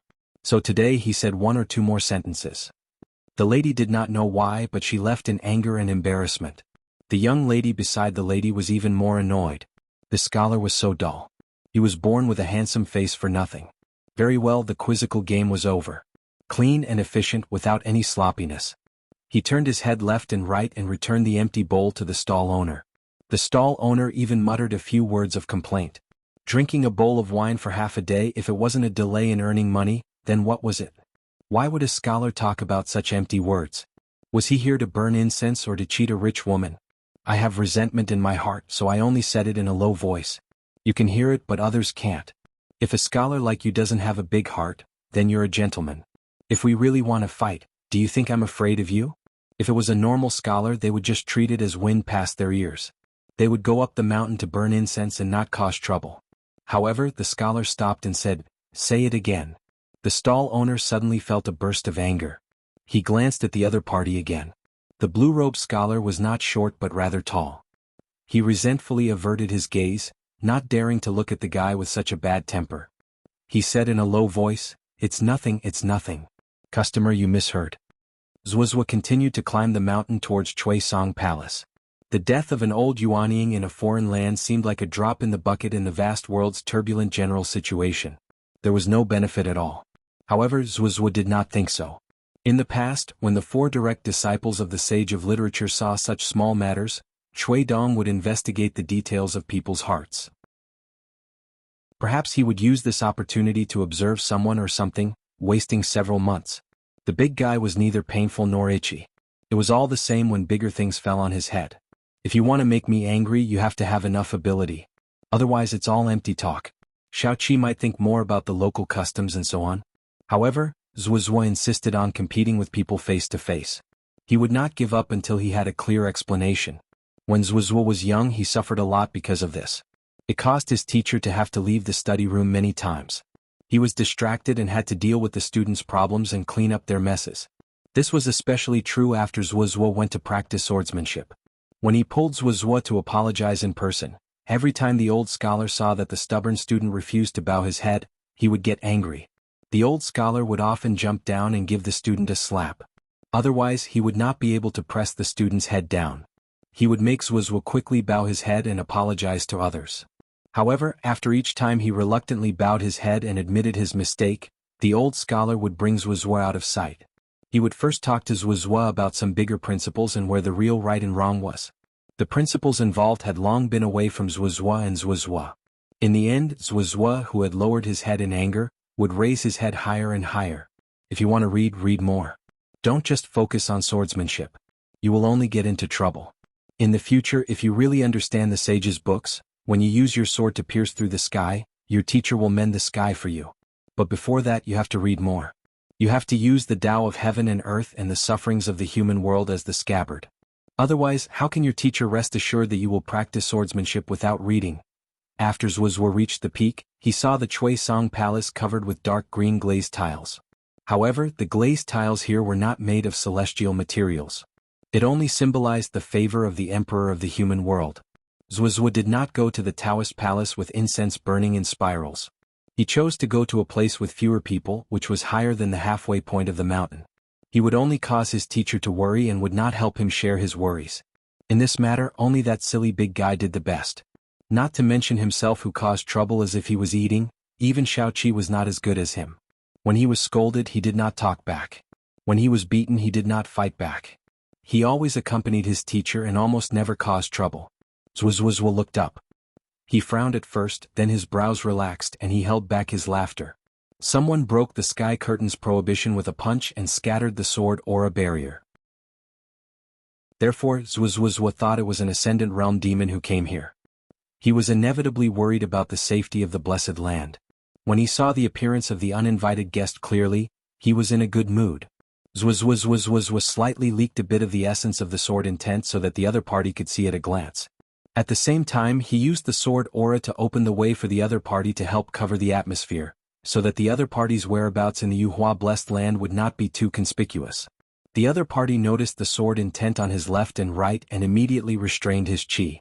He stood straight and visited the mountain top where Zwazwa was. But even so, the mountain top still trembled slightly because the burly man's feet touched the bottom. For a moment, the pilgrims mistakenly thought it was a celestial. Many pilgrims who had already walked out of the gate of Chui Song Palace hurried back to ask for incense. Lu Shirlu grinned and said, "It took me a long time to find you." Before coming here, Lu Shirlu traveled across continents to Tongyi continent. He first went to the northernmost Tongyi sect. He did not get involved in the matters there and only asked about Zwazwa's whereabouts. Then he went all the way south. From a sword cultivator named Zhou Fei, who claimed to be a consecrator of Luopa Mountain, he found out where Zwazwa was imprisoned in Tongyi continent. Before he opened the gate, he really saw the two celestial demons that could scare people to death. Zhou Fei also told Mr. Lu to be careful. Lu Shirlu had a good impression of him. Jiang Shangzhen, who killed celestials with a willow leaf in Tongyi continent, was very famous. Now, even the Aquarius continent was talking about the fighting style of the new sect master of Jade Gui sect. It was really amazing and satisfying. At the same time, the reputation of the entire True Realm sect rose in Aquarius continent. The only bad thing about this person in Lu Shirlu's mind was that he was too talkative. Ignoring the fact that he followed Lu Shirlu for thousands of li, he kept on nagging, asking questions that Lu Shirlu could not answer. For example, did he have the chance to be promoted to the head consecrator of Luopa Mountain, and also the child that he helped Mr. Lu raise, and whether or not he was being naughty in the book's lake. So after Lu Shirlu and Jiang Shangzhen separated, he accidentally flicked his finger and destroyed the body of a celestial demon cultivator. The celestial's corpse was dismembered, and the body was like a cicada. His Tao was damaged and he dropped by a realm. Lu Shirlu did not continue to chase after the fleeing demon cultivator, and went back to work. Zwazwa remained silent. Lu Shirlu was used to it, and took the initiative to talk about Mr. Lu's recent situation and the situation of Aquarius continent. After listening to Zwazwa, he was still expressionless. Lu Shirlu said helplessly, "That's all, I don't know anything more." Zwazwa then said, "Call him senior brother." Blockhead was still not enlightened. Lu Shirlu could only call him senior brother Zwa. Senior brother Zwazwa had the most rules in the sect. Zwazwa then said, "It's been hard on you." Lu Shirlu said tentatively, "Let's exchange? I'm in the vast world, killing a few ancient gods from afar is fine, but the rest is not suitable." Zwazwa thought for a while, nodded and said, "Okay." There was no need to be polite with junior brother Jun Qian. Lu Shilu hesitated. Zuozua frowned and said, Jun Qian, if you have something to say, say it. Lu Shilu said, when I went south to the Aquarius continent, I found senior brother. He seemed to know about your situation, so I came this time to let you go directly to the capital of Dali. Of course, if you don't want to, you can continue to stay in the Tongyi continent. It doesn't matter. If you really can't take it, just hit Jun Qian. Remember not to hurt yourself. It won't be nice if it affects your study and writing tomorrow. Jun Qian, come here. Why are you standing there like a blockhead? Fortunately, this didn't happen often. Every time the teacher would wink his eyes and Xiao Qi wouldn't hit him. Instead, he would quickly calm down and teach the teacher a lesson, telling him that he shouldn't be so biased towards himself and that he should be biased. The old scholar suddenly realized, and he hit his palm with his fist, and swore that the teacher would change next time. In such a scene, two heads would often pop out from the corner to keep watch.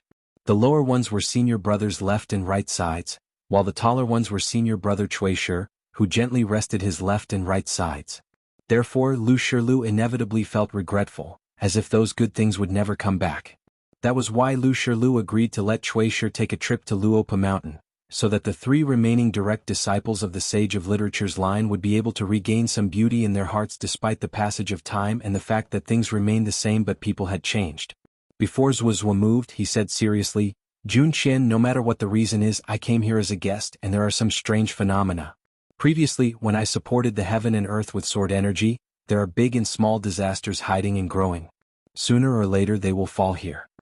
Lu Shilu did not seem to understand. Zuozua said in a low voice, Junior brother Jun Qian. The guy who liked to put on the airs of a senior brother was at it again. There was no other way, senior brother was senior brother and junior brother was junior brother.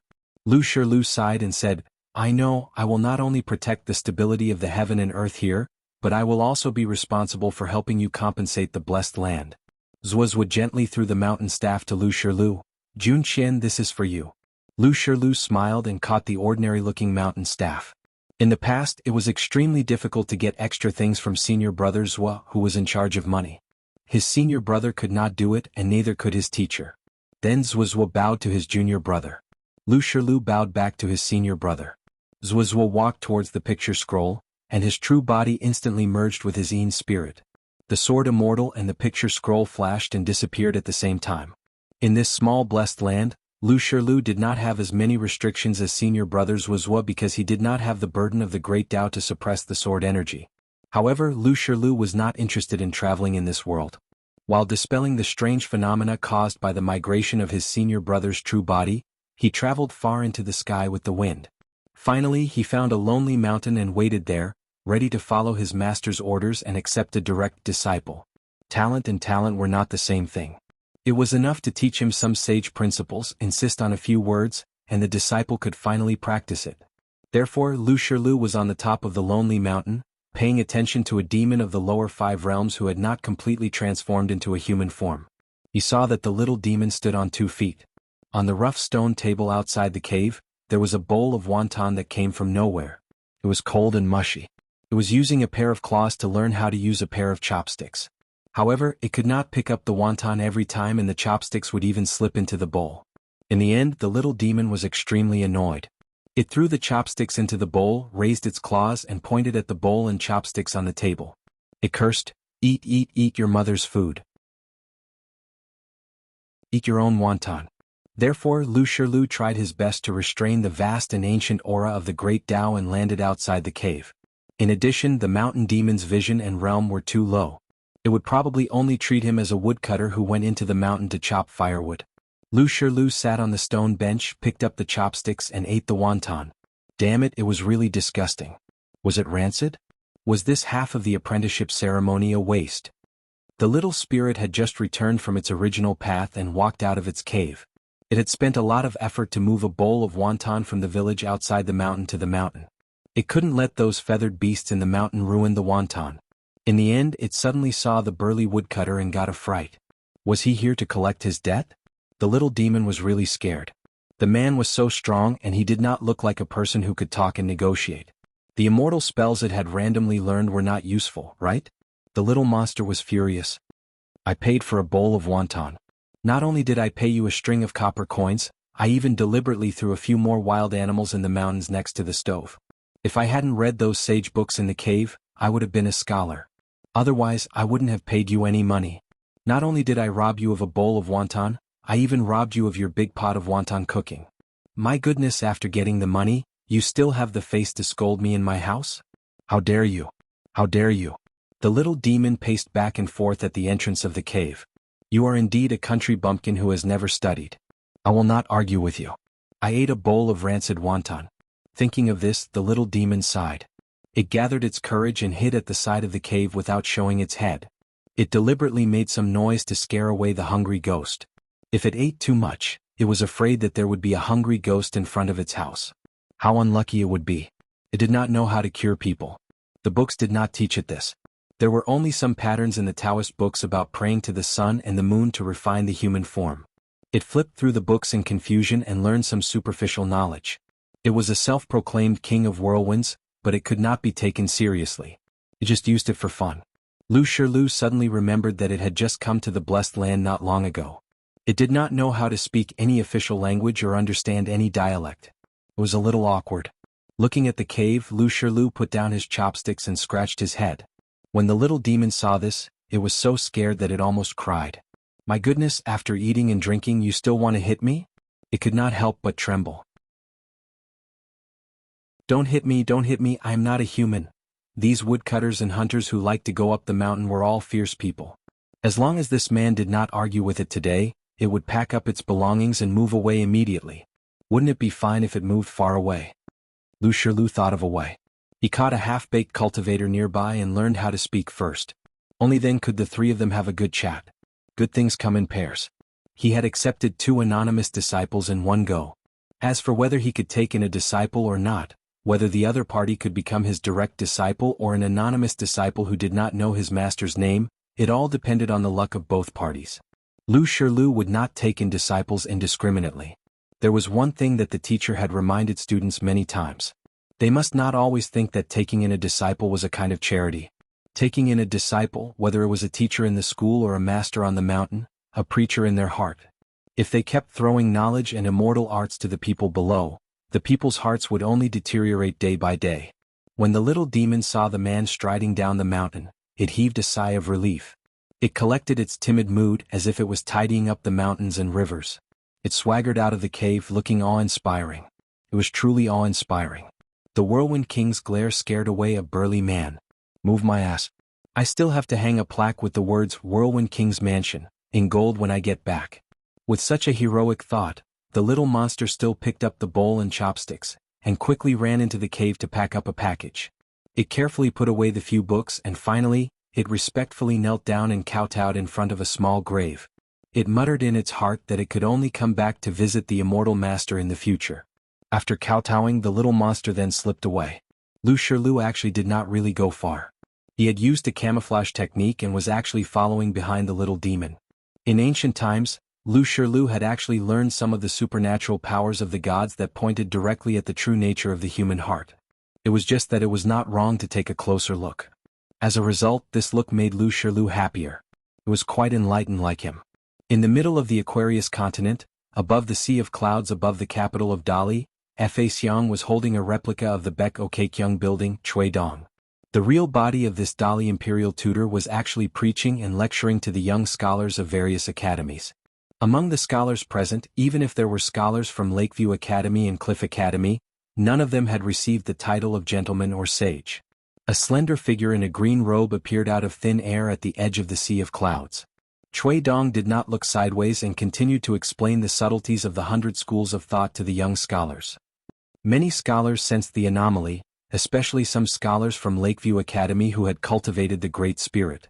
Their divine senses were sharper, so most of them immediately turned to look at that person. Zuishio did not look at Chui Dong, who was still lecturing. He looked at the people who turned to look at him and frowned as he reprimanded, "Did you enter the 72 academies to be immortals?" Zuishio then turned into a magnificent sword light and went straight to the northern peak of the first continent. The sea of clouds near the Baek Okekyung building was separated by the sword energy and did not close for a long time. Chui Dong only continued lecturing. He did not speak a word to Zuishio, who was traveling across continents, nor did he stop the young people from being distracted. He allowed them to be spirited, whispering and guessing the identity of that Zhuxiu. Zhuxiu finally landed on Luopa Mountain. Qin Wanshu helped to open the door. Zhuxiu first burned incense in the ancestral hall of the Jisei Peak. Then Zhou Mili had already moved the chair outside. It seemed to have placed it in a very particular position. Zhuxiu sat on the chair. Zhuxiu looked left and right. There seemed to be a teacher sitting in the middle. There was junior brother Jun Qian, junior brother Qi Jingchun, junior brother Chen Pingan, senior brother Cui Dong. They were all on Zhuxiu's left and right. There seemed to be many direct students and disciples of Luopa Mountain behind them. The lineage of the sage of literature was spreading. It was lively and no longer lonely. Zhuxiu straightened his clothes and sat on the chair. He clenched his fists and placed them gently on his knees. He looked forward with a smile on his face. After Zhuxiu got up, it was Zhuxiu's left and right. After that, it was no longer difficult for him to draw his sword.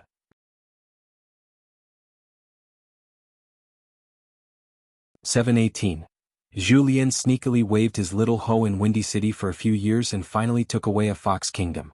When Zhu Lian brought Pei Xiang back to Luopa Mountain, it was just when Jun Qian left the mountain and entered the mountain.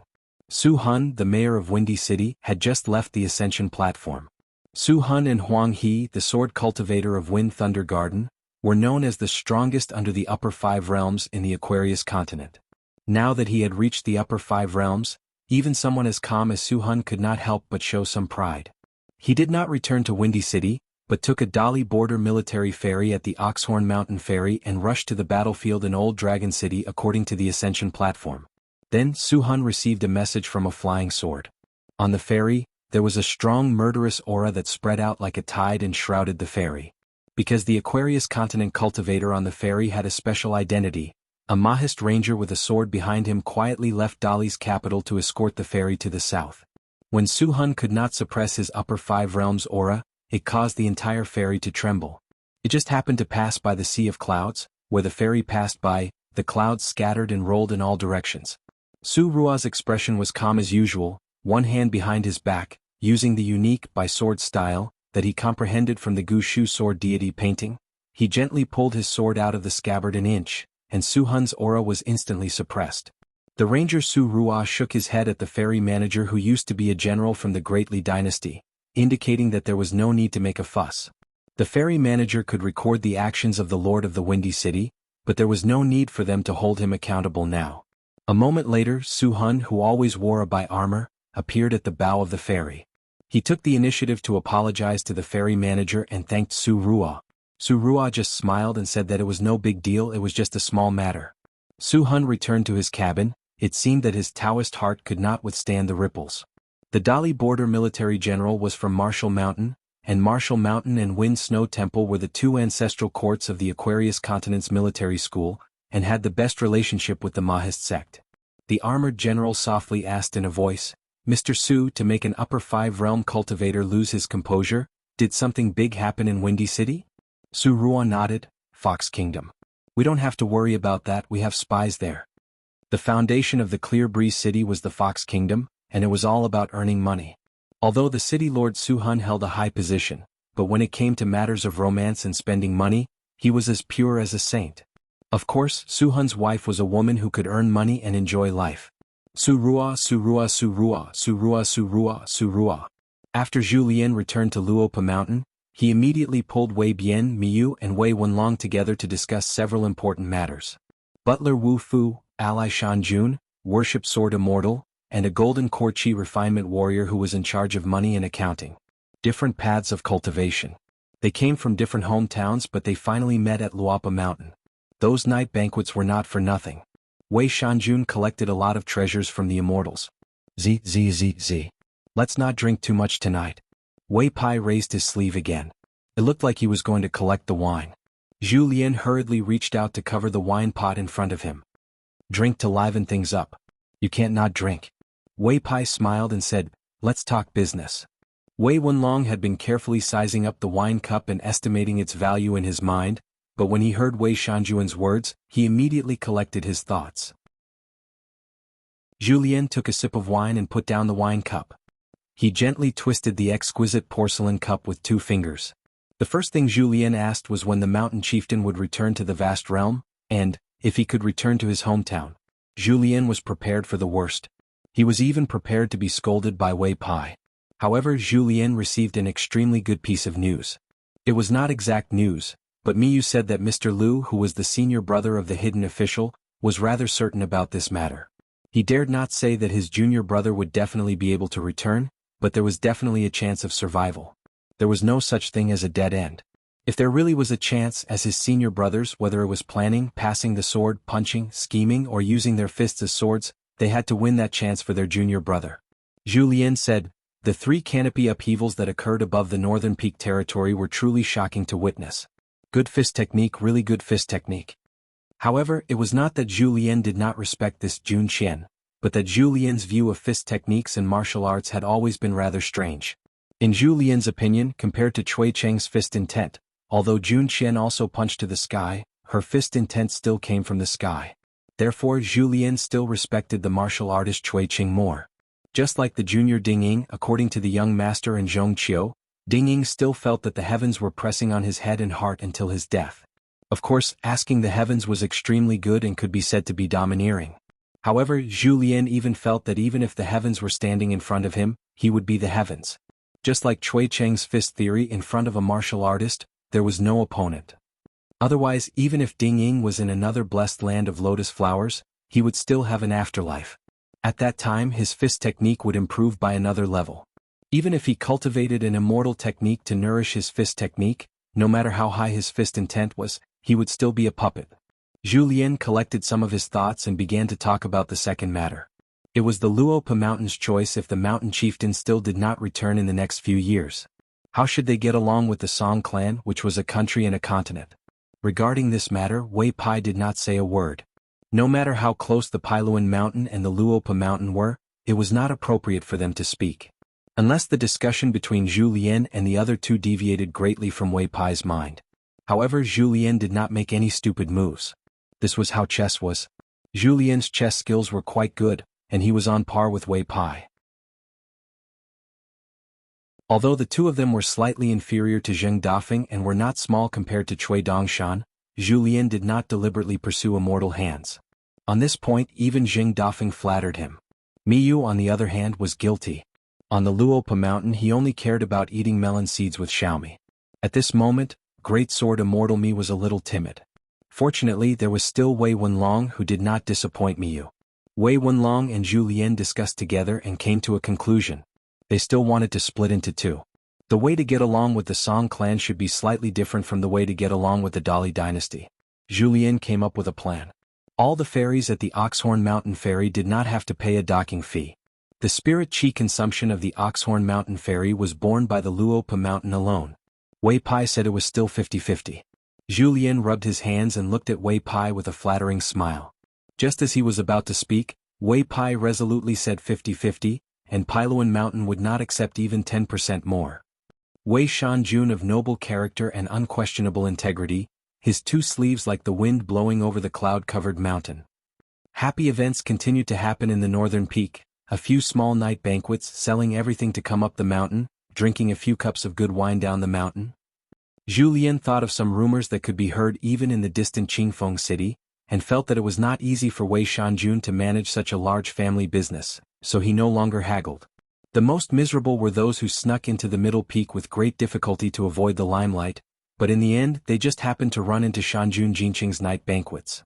Julien thought for a while and came up with an idea. Excluding all the costs of Luopa Mountain's business and all the profits after miscellaneous expenses, everything related to the Dali army and battlefield supplies, even if it was from Luopa Mountain to all the supplies to the border army, they would give up all the profits. Not only that, Luopa Mountain also had to work with the Hemp Sect, Spring Dew Garden, Cloud City, Sparrow Manor, and all the allied mountains in the southeast of the North Continent, to fight for an appropriate price. Under the premise that they would not lose money, they would make less money or even not make any money at all. Wei Pai said, "It's actually more troublesome to return a favor than to borrow and return a favor. I think it's best for Luopa Mountain to settle this debt by themselves and not involve their business allies. Or Hemp Sect, Spring Dew Garden, and the other mountains will take the initiative to speak, and we will remember the other party's favor. The reason why I say this is because you haven't been on the mountain all these years. You don't know that the current Luopa mountain still has some spare money. Not to mention the income from all aspects. Just the trip to Tongyi continent from Lotus Flower Blessed Land to Jiangshangzhen is not a loss but a profit. Wei Wenlong report the account to Zhu Lian. Wei Wenlong calculated the account of Lotus Flower Blessed Land. Jiangshangzhen was really good at making money.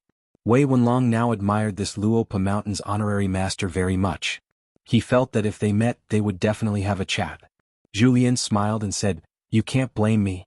Which mountain's honorary master not only doesn't take money, but also desperately gives money." Luopa Mountain's expenditure on the salaries of the members of the Ancestral Hall was really enough to make many sects and immortals beat their chests and stamp their feet in jealousy, because they all liked to subsidize the mountain. Many cultivators' blessings would appear out of nowhere. At that time, the Lotus Root Blessed Land would usher in a huge profit beyond imagination, and make the Luopa Mountain have a turning point of profit. This was also the reason why the pure gold copper coin was more valuable than the divine rain coin, minor heat coin and minor snow coin.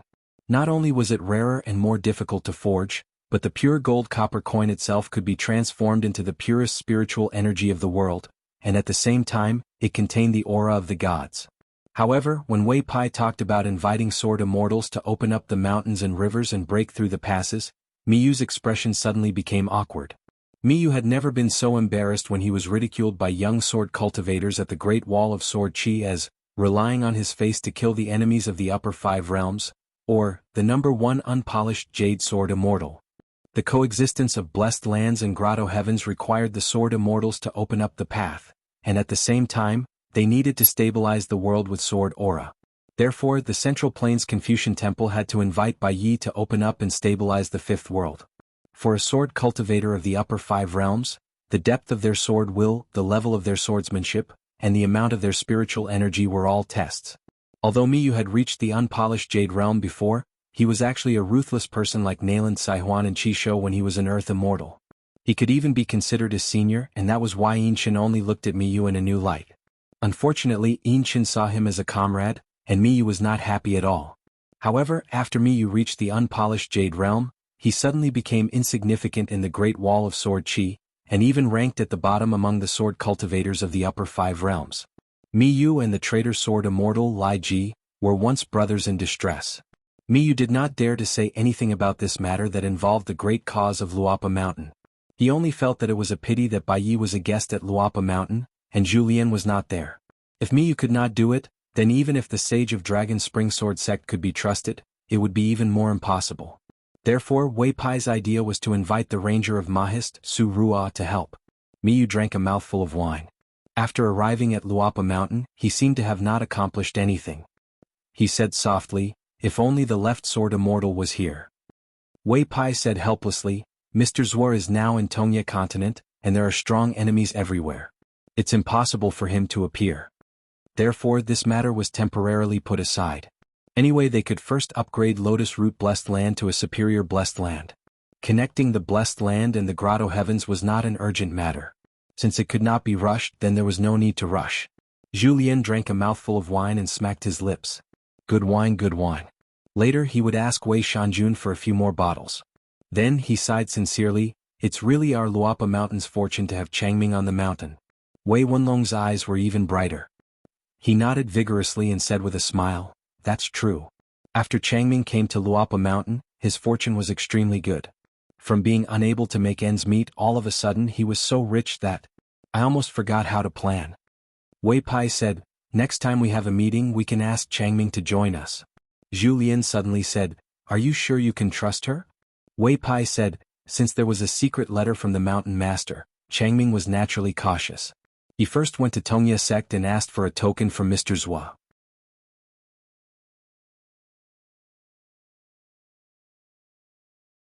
Every time Xiaomi followed Nuanshu to the accounting room to clean up, Xiaomi wouldn't cross the threshold without permission. She would only say one sentence outside the door every time, "Shopkeeper Wei, are you tired? Do you want to eat melon seeds?" Later, after a few times, Wei Wenlong couldn't bear it anymore. He didn't expect that he would become addicted to it. Since then, every night when it was quiet, he would drink melon seeds with wine, which had a different taste.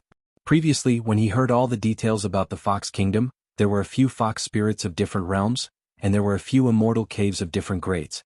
Wei Wenlong, who had been calculating with his fingers, suddenly stopped and said, according to Lord Hidden official style regarding this matter, he would most likely ask for Pei Xiang's opinion first. If there is a disagreement, the two sides will first explain the reason clearly, and the benefits will be clear before making a decision. Zhu Lian and Wei Pai looked at each other and smiled. Both sides were actually waiting for these words. Wei Wenlong didn't disappoint. If it was a god of fortune who only cared about money, and the world was big, making money was the most important thing, it might be the most suitable on other mountains. But on Luopa Mountain, it wasn't enough. Zhu Lian asked with a smile, God of fortune Wei, then about the Fox Kingdom's most profitable fox skin talisman, in your opinion, how should we deal with it? Wei Wenlong was a little embarrassed and hesitated to speak. Zhu Lian smiled, you only need to speak frankly. It doesn't matter if you speak good words, stupid words, or wrong words. What I'm afraid of is that people's hearts can't be seen through their bellies. Over time, they may part ways on the road of people's hearts. Wei Wenlong's forehead was actually sweating. Miyu was a little puzzled. Wei Wenlong took a deep breath. Qingfeng City Su family is rich but heartless. Of course it's not desirable. But if our Luopa Mountain goes to the other extreme, is it necessarily the best choice? So in my opinion, the source of the fox skin talisman's material can be reduced, but it shouldn't be cut off immediately. It's just to win a benevolent and righteous reputation in front of the Fox Kingdom's Pei Xiang, as well as all the Fox Kingdom's spirits. Once that's the case, people will take a mile after an inch. They will like to use righteousness to suppress our Luopa Mountain. Nascent soul Pei Xiang's position was ultimately the Fox Nation's position. Sooner or later, when everyone was talking about it, it was very likely that Pei Xiang would go from being extremely grateful to being ungrateful to the other extreme. The resentment in her heart is great, and her hatred of our Luopa Mountain is not inferior to that of Qingfeng City at all.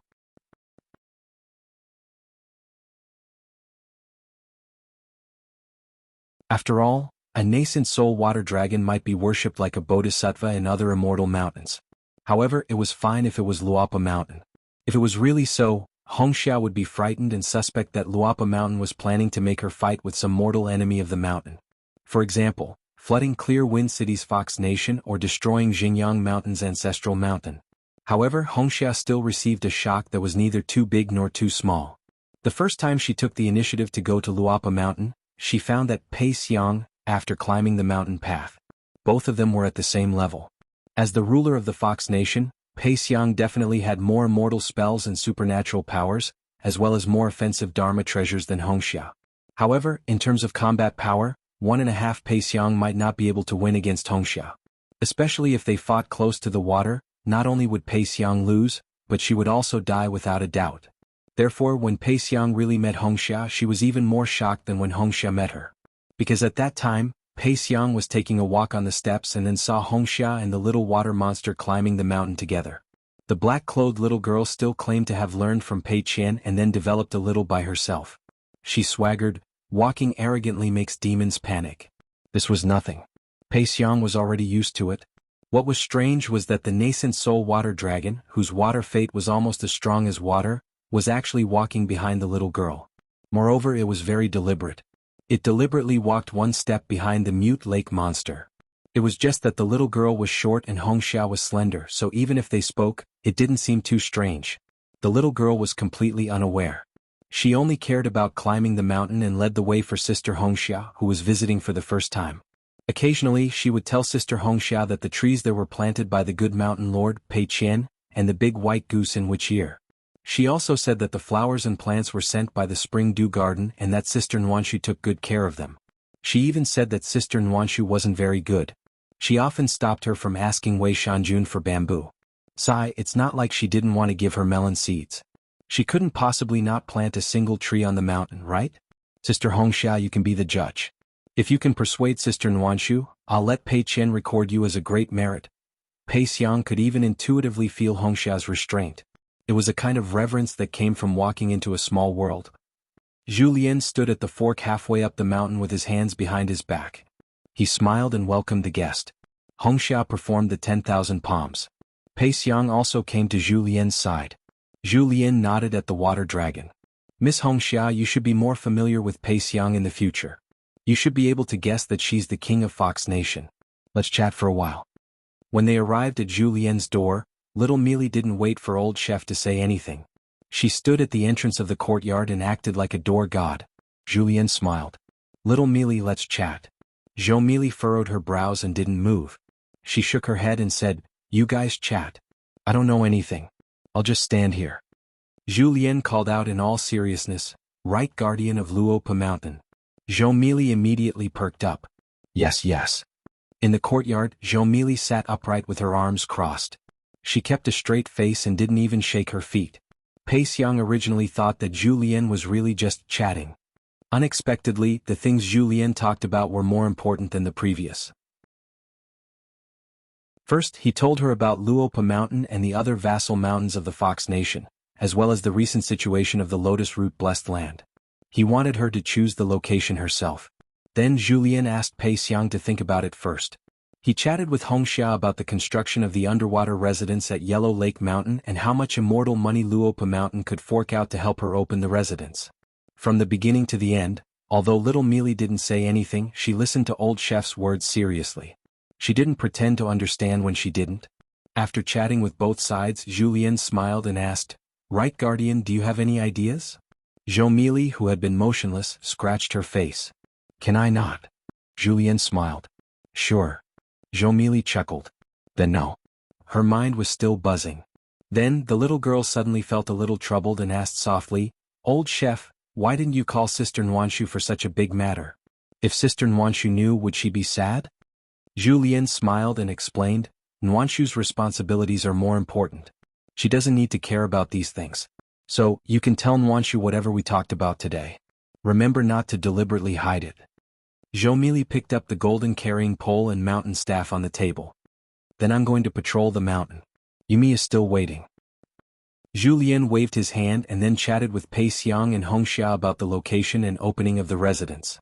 Pace Yang chose to settle the Fox Nation in Lotus Root Blessed Land. Hongxia was unwilling to pay for Luopa Mountain, saying that she had some assets. It was just that the craftsman on the mountain who built the residence indeed needed Luopa Mountain to act as a bridge. Then Julien chuckled and said, don't spend a single cent of the ancestral hall's money. Miss Hongxia, do you mean to establish your own mountain? Does the underwater residence intend to set up an independent territory and become the king of mountains and rivers? Do you not listen to orders?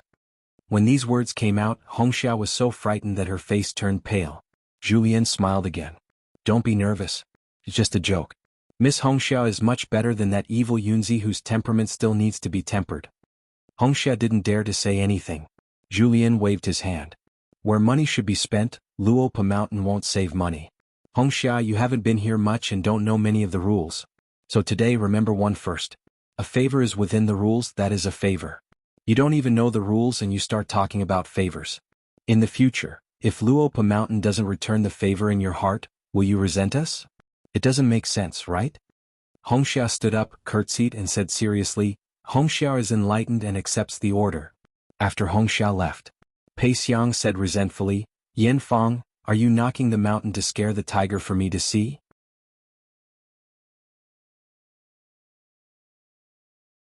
Outside of Luopa Mountain, he could indeed be considered a martial arts genius. True Realm Sect sword cultivator Sui was on the right. He hadn't taken in a direct disciple, not even a registered disciple. Lu Baixiang was recruited by a mountain of crown princes of Zhongyu as a consecrator, which meant that all forces had a big backer. In Dali's Ministry of Rites, he had half a position as an official. His direct disciples were still only the two siblings Yuan Bao and Yuan Lai. It was said that in that mountain of crown princes, his disciple Yuan Lai, as a martial artist, encountered an immortal opportunity. However, Lu Baixiang didn't mention this in detail in the secret letter. As for the Nanyuan Kingdom's founding emperor, Wei Xian, he followed Lu Xuanmei and Chao Jun and started as a cultivator following the army. Through real battles on the battlefield and on the mountain he became a real Dali border army general. It should be known that the clean stream status of Dali's civil and military officials was extremely rare, not to mention that Wei Xian also received a peace and quiet token issued by Dali's Ministry of Justice. Of course, it was one of the great blasphemy supervisors, Lu Xuanmei, who helped Wei Xian to get it. Wei Xian originally had enough military merits, but Dali's Ministry of Justice was still in between being issued and not being issued.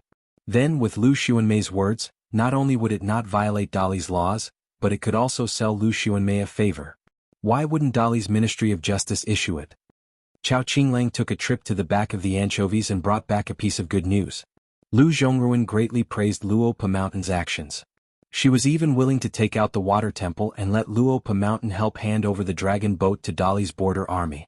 However, Chao Qinglang already knew the best and worst possible solutions. According to Elder Zhu's countermeasures, she tactfully rejected Lu Zhongruan's good intentions and also persuaded Island Master Lu not to do so. After Chao Qinglang returned to the mountain this time, she naturally became the gatekeeper.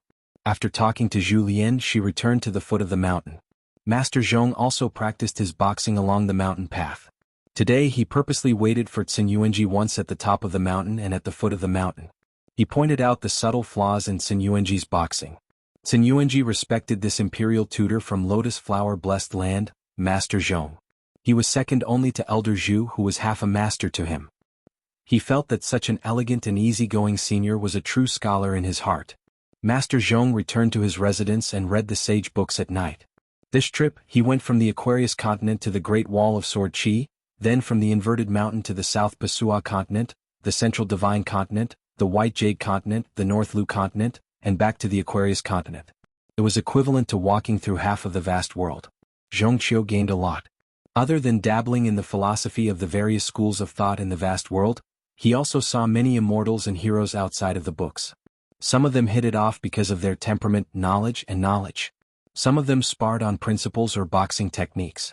Of course, there were also dangerous fights that decided victory or defeat or even life and death. How could Zhong Qiu be a pedantic scholar? As the imperial tutor of Nanyuan Kingdom, he was never a pedantic scholar. Cin Yuanji once again stopped at the foot of the mountain. After hesitating for a while, he took the initiative to walk towards the young scholar who was reading under the moonlight. On Luopa Mountain, Cin Yuanji was the most diligent in practicing his boxing. Cin Yuanji knew Chao Qinglang was both a disciple of the school of Confucianism and a practitioner of Taoism. She heard that this was why Chao Qinglang had traveled extremely far away with Master Zhong, which was why he had only returned to Luopa Mountain after so many years. Cin Yuanji was rather envious. Her home was not far from Luopa Mountain. It was located in the provincial city of the Dragon Province. Cin Yuanji had yet to truly travel far away. Every time someone watched over the door, from Zheng Dafeng to Yuan Lai to Xiaomi Li to Chao Qinglang, in the end, they would all sit on a stool or a bamboo chair. Afterwards, they would place 2 or 3 spare ones beside them in case they needed them. Of course, there were also melon seeds. Cin Yuanji sat on a bamboo chair and remained silent for quite a while. Chao Qinglang, I'm only at the bottleneck of the 4th realm right now. When Yuan Bao sent a letter to the mountain earlier, she said she was already at the 5th realm. You've been to many places. Are there a lot of 4th realm and 5th realm practitioners around my and Yuan Lai's age? Chao Qinglang told her the truth, not a lot. Especially women. However, when I traveled far away with Master Zhong this time, I did indeed see quite a few martial arts geniuses along the way. They've already achieved great success in martial arts at such a young age. Chao Qinglang added with a smile, very soon, but my master has always firmly believed that there's a distinction between high and low on the path of martial arts. What you shouldn't be afraid of the most is the situation of learning martial arts first with low achievements. Cin Yuanji asked in doubt, why not? If it were me, I'd be worried to death. Chao Qinglang said, actually, I don't really understand it either, but my master was particularly serious back then. He only explained that, if you're afraid of yourself, you'll die if you learn martial arts. I'm not a pure martial artist, so I didn't ask too much about it. I just feel like this principle of martial arts can be used in books, so I remember it rather clearly. Cin Yuanji suddenly began to laugh.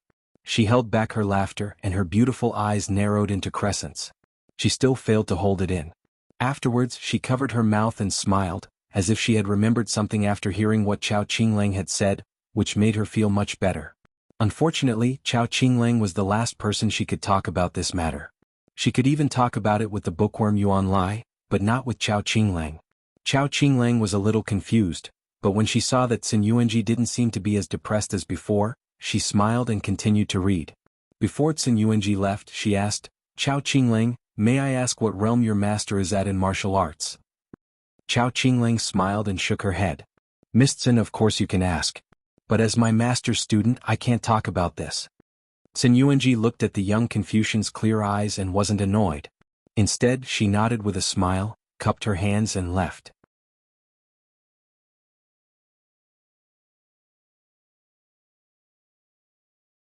Sui Jingqing's appearance caused Nuan Shu and Mi Li to laugh a lot these days. Even Mi Li secretly asked Yumi and old chef for help. They helped Lady Sui find dozens of reasons to not go down the mountain tomorrow from senior brother Rong Chang. What other reason could there be for a pure and unmarried girl to do this? Julien chuckled, there's no need to say it out loud. Julien finished his wine and said slowly, a real man talks about right and wrong regardless of the pros and cons. A real hero talks about good and bad regardless of success or failure. Sages talk about all ages regardless of one's lifetime. Miyu nodded and then shook his head. Not all reclusive officials were like that. Julien smiled, of course young master is the only one. Then one day the sword immortal came to Luopa Mountain. Miyu was used to being lazy in Luopa Mountain. Occasionally he would feel guilty when talking about serious matters. But when he saw the sword immortal, the senior brother of the reclusive official, Miyu felt so guilty that he wanted to dig a hole and hide in it. He hid outside the mountain and went to find his good brother Lucien Yang to drink. In the end there was the scene at the square outside Jisei Peak's ancestral hall. The sword immortal's disciple left and right, first offered incense to the teacher, then sat on the chair outside the door. Other than Qin Wanshu who opened the door and Zhou Mi Li who helped move the chair, only Julien was watching from afar. Chao Qinglang had just accompanied Zhong Qiu to the state capital and was on the way. After left and right got up, Zhou Mi Li ran all the way and helped Mr. Zhou move the chair back to the ancestral hall. Left and right said he would do it himself, but Zhou Mi Li did not agree. Left and right could only give up. If Miyu or Pei Xiang were here their eyeballs would probably pop out. When Zhou Mi Li returned, Qin Wanshu closed the door again. Left and right laughed. You're Zhou Mi Li, the mute lake monster that my junior brother mentioned? Zhou Mi Li could not help but open her mouth wide. She quickly handed the golden carrying pole and mountain walking stick to Sister Nuanshu for safekeeping, then covered her mouth.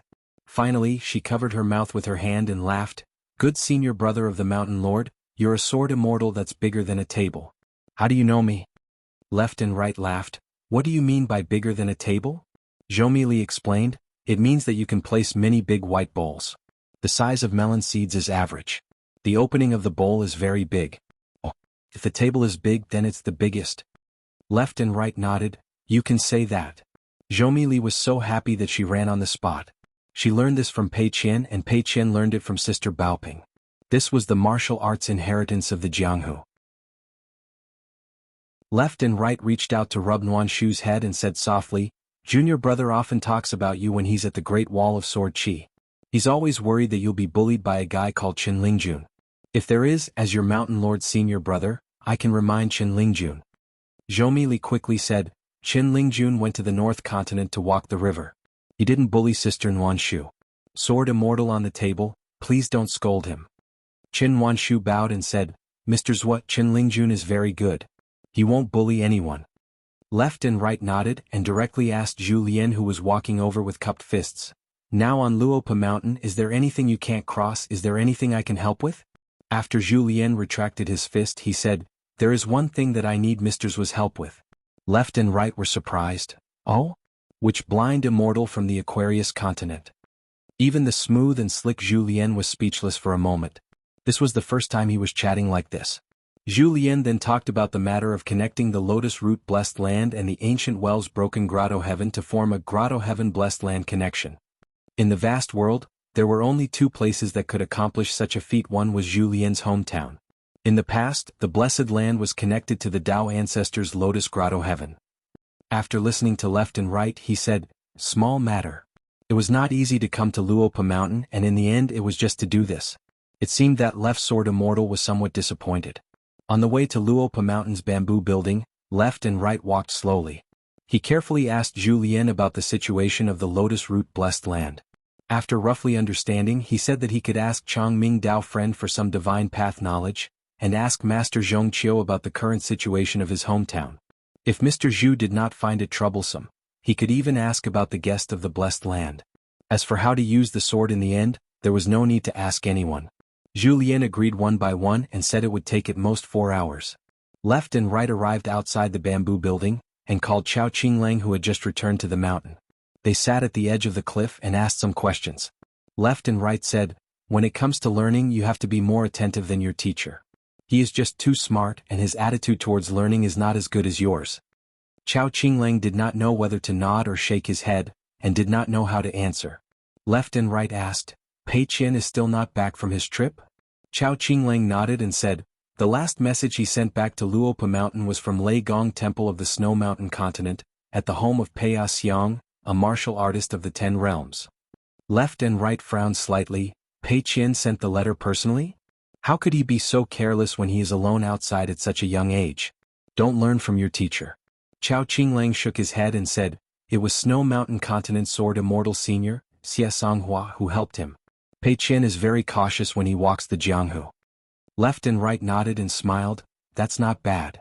Left and right looked at junior brother. He did not find him pleasing to the eye. Then he looked at the disciples and students the junior brother took in. They were pleasing to the eye. Left and right said, "You are a disciple of the Confucian school and also a person who cultivates the Tao. Martial uncle does not like to interfere.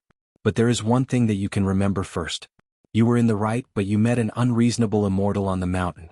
The other party bullied you because of their higher realm. Saying your teacher's name might not be useful now, so you should say martial uncle's name." Sui Yu's killing method was not like Zhu Lian and Wei Xian, but more like Lu Baixiang. Therefore she was definitely not courting death, but the battle was really fierce and she was in a place where she would definitely die. Zhu Lian still cursed, "Of all people to learn from, you learned from your master, who likes to fight without caring about his life. So arrogant, so amazing, a scholar from the lotus flower blessed land, you really think you are the scholarly sage of the world? What happened in the end? I don't care if it ended well or not, but as a direct disciple you don't know?" Sui Yu's eyes instantly turned cold, her killing intent rising. Zhu Lian glared, "What, did I say something wrong? Or am I right? This prodigal woman still dares to scare me? How many divine coins have you earned in the Jade Gui sect and True Realm sect? You can't even compare to Lu Baixiang and Wei Xian." Although this woman's killing intent was heavy, her killing intent was not deep, and she still had some conscience. Otherwise, Zhu Lian was really afraid that he would not be able to control himself and beat her back into the painting. A sword cultivator at the bottleneck of the Golden Core realm? How amazing do you think you are? Outsiders can't tell why you went to the Ascension platform and why you can't break through to the Nascent Soul realm, but I know it clearly. Others don't know why you, Sui Yu, want to ascend, but when I was in the Lotus Flower Blessed Land, I, Zhu Lian, flipped through all the unofficial histories and secret records of the pugilistic world, and I know why you insisted on ascending with your sword. You're just helping your damn master achieve his wish." Zhu Lian also knew why Sui Yu treated his young master differently. It was that Taoist temple's master, God, who purposely changed Sui Yu's memories, making Qin Pingan and her master look similar. Sui Yu naturally knew about this, but because she could not let go of one and was unwilling to let go of the other, she pretended that this did not happen. Sui Yu was in the Lotus Flower Blessed Land. When you were alive, even if you made all the heroes in the world bow down to you with your sword, do you dare to say to the world that you like your master? As for the 4 people in the painting, including you, who hasn't been tampered with by that stinky old Taoist? The old Taoist temple master was resourceful and cunning, so the 4 of them could only accept it. Wei Xian treated little Pei Qian as his own daughter. Lu Baixiang was obsessed with chess, so when he came to the vast world, he was determined to become the Lord of White Emperor City who played the iridescent cloud manual with Cui Dong. To become a true giant of the Devil Dao. I, Zhu Lian, am also pitiful and pitiful. You don't know if I'm real or fake, so you're just going around in circles with me. Sui Yu did not want to argue with Zhu Lian but said, "I want to go to Old Dragon City again." Zhu Lian said, "How many lives do you have left so you can do whatever you want? When you died in the Blessed Land you could still come to this painting. If you die again, who will help you collect your body?" Sui Yu said angrily, "Who are you to control me? Among the 4 of us, you're the one who likes to cause trouble the most." Zhu Lian said with a cheeky smile, "My young master can't control you. He'll feel bad about Guyu's money. I'm warning you, my young master has never made a loss in serious business. Don't make an exception because of you." However, Sui Yu, this silly woman, said something knowledgeable. Sui Yu prepared to fly away on his sword. Zhu Lian said coldly, "He'll feel bad about his money and regret it." Sui Yu snorted and walked away, but he did not fly down the mountain. Her residence was on Luopa Mountain. Zhu Lian clicked his tongue. in the small town of Huaihuang County. Today, after the shop in Dragon Rider Alley closed for the day, the longevity Taoist did not return to her residence. Instead, she picked up the few remaining pastries and looked at the substitute shopkeeper, Shiro, who was behind the counter doing the accounting. Shiro raised her head. These days, this longevity Taoist, who called herself Ling Chun, always looked at her with a smile. Actually, both sides knew each other well. Why did this longevity Taoist sister, who had not been recorded in Luopa Mountain's register, have such a strange look in her eyes? Before this, the longevity Taoist sister had seen her secret collection of rouge and face powder. The longevity Taoist sister even told Shiro why she changed her name to Ling Chun. It was because if there was a tree of Ling Chun and a few branches of osmanthus in the immortal lord's house on the mountain, it would be a good thing. Compared to the common saying of good people don't live long, Ling Chun sounded better. However, in the future the ancestral hall would still use the name longevity. After all, the common saying was not pleasant to hear. However, what in the world was better than good people live long? Shiro glanced outside the door. No one passed by. Finally, she could not help but ask in her heart, "What's going on, Taoist sister?" There was one good thing about communicating in her heart. Shiro could recover her female voice. Wearing a snow-white robe and casting a camouflage spell, in the eyes of the common people and the cultivators of the lower 5 realms, Changming was actually an ordinary-looking woman, who looked like she was 20 years old. Changming picked up a piece of pastry and reached out to cover her mouth. After eating it, she wiped the corner of her mouth with her thumb and asked in her heart with a smile, "Shiro, you were first refined by that old immortal Luli into a female ghost skeleton wearing colorful clothes. Later you followed the master of the mountain and benefited from the disaster. Moreover, you have been wearing this immortal's remains for too many years, so have you forgotten many habits of the past? I'm talking about some small habits you have since you were young, the kind that is very inconspicuous, such as, for example, when you were young, you would bite your fingers when you were nervous. For example, when you were not afraid of the hot summer, you would find it difficult to endure the cold. For example, you would naturally like to play ancient music." These were all found by Changming after she received Old Yang's hint and went to Luopa Mountain to look through the secret records. It was not difficult to find. In the territory of Gushu, the decline of incense had something to do with the third chief of Baek Okekyung building. And these characteristics that Changming thought of happened to be a certain kind of natural Taoist seed. She opened her apertures very early but did not really cultivate Taoism. However, Changming did not ask. She just looked at Shiro with a smile. Shiro said pitifully, "For example what? Taoist sister Changming, please don't scare me." She really did not deliberately hide anything. In fact, at this point there was nothing worth hiding. Besides, with Chui Dongshan here, what did Shiro dare to hide? She was really used to the peaceful days in the Riding Dragon Alley. Every night, she could shed her skin for a moment and return to her female appearance. After all, the female ghost was also a female. Moreover, she had once again devoted herself to cultivation, accumulating bit by bit, steadily increasing her realm. She was carefree. Anyway, no one would talk about her realm. Shiro really did not have any distracting thoughts. Just like this, the peaceful days were similar to those of the previous days, which made Shiro exceptionally satisfied. As for the secret orthodoxy that had been exposed by Chui Dongshan, Shiro really did not want to say anything more. Why should she talk about this with Taoist sister Changming? Anyway, Chui Dongshan knew about it. Was it not the same as knowing half of Luopa Mountain? Was it not? Could it be that he did not even know about the Hill Master?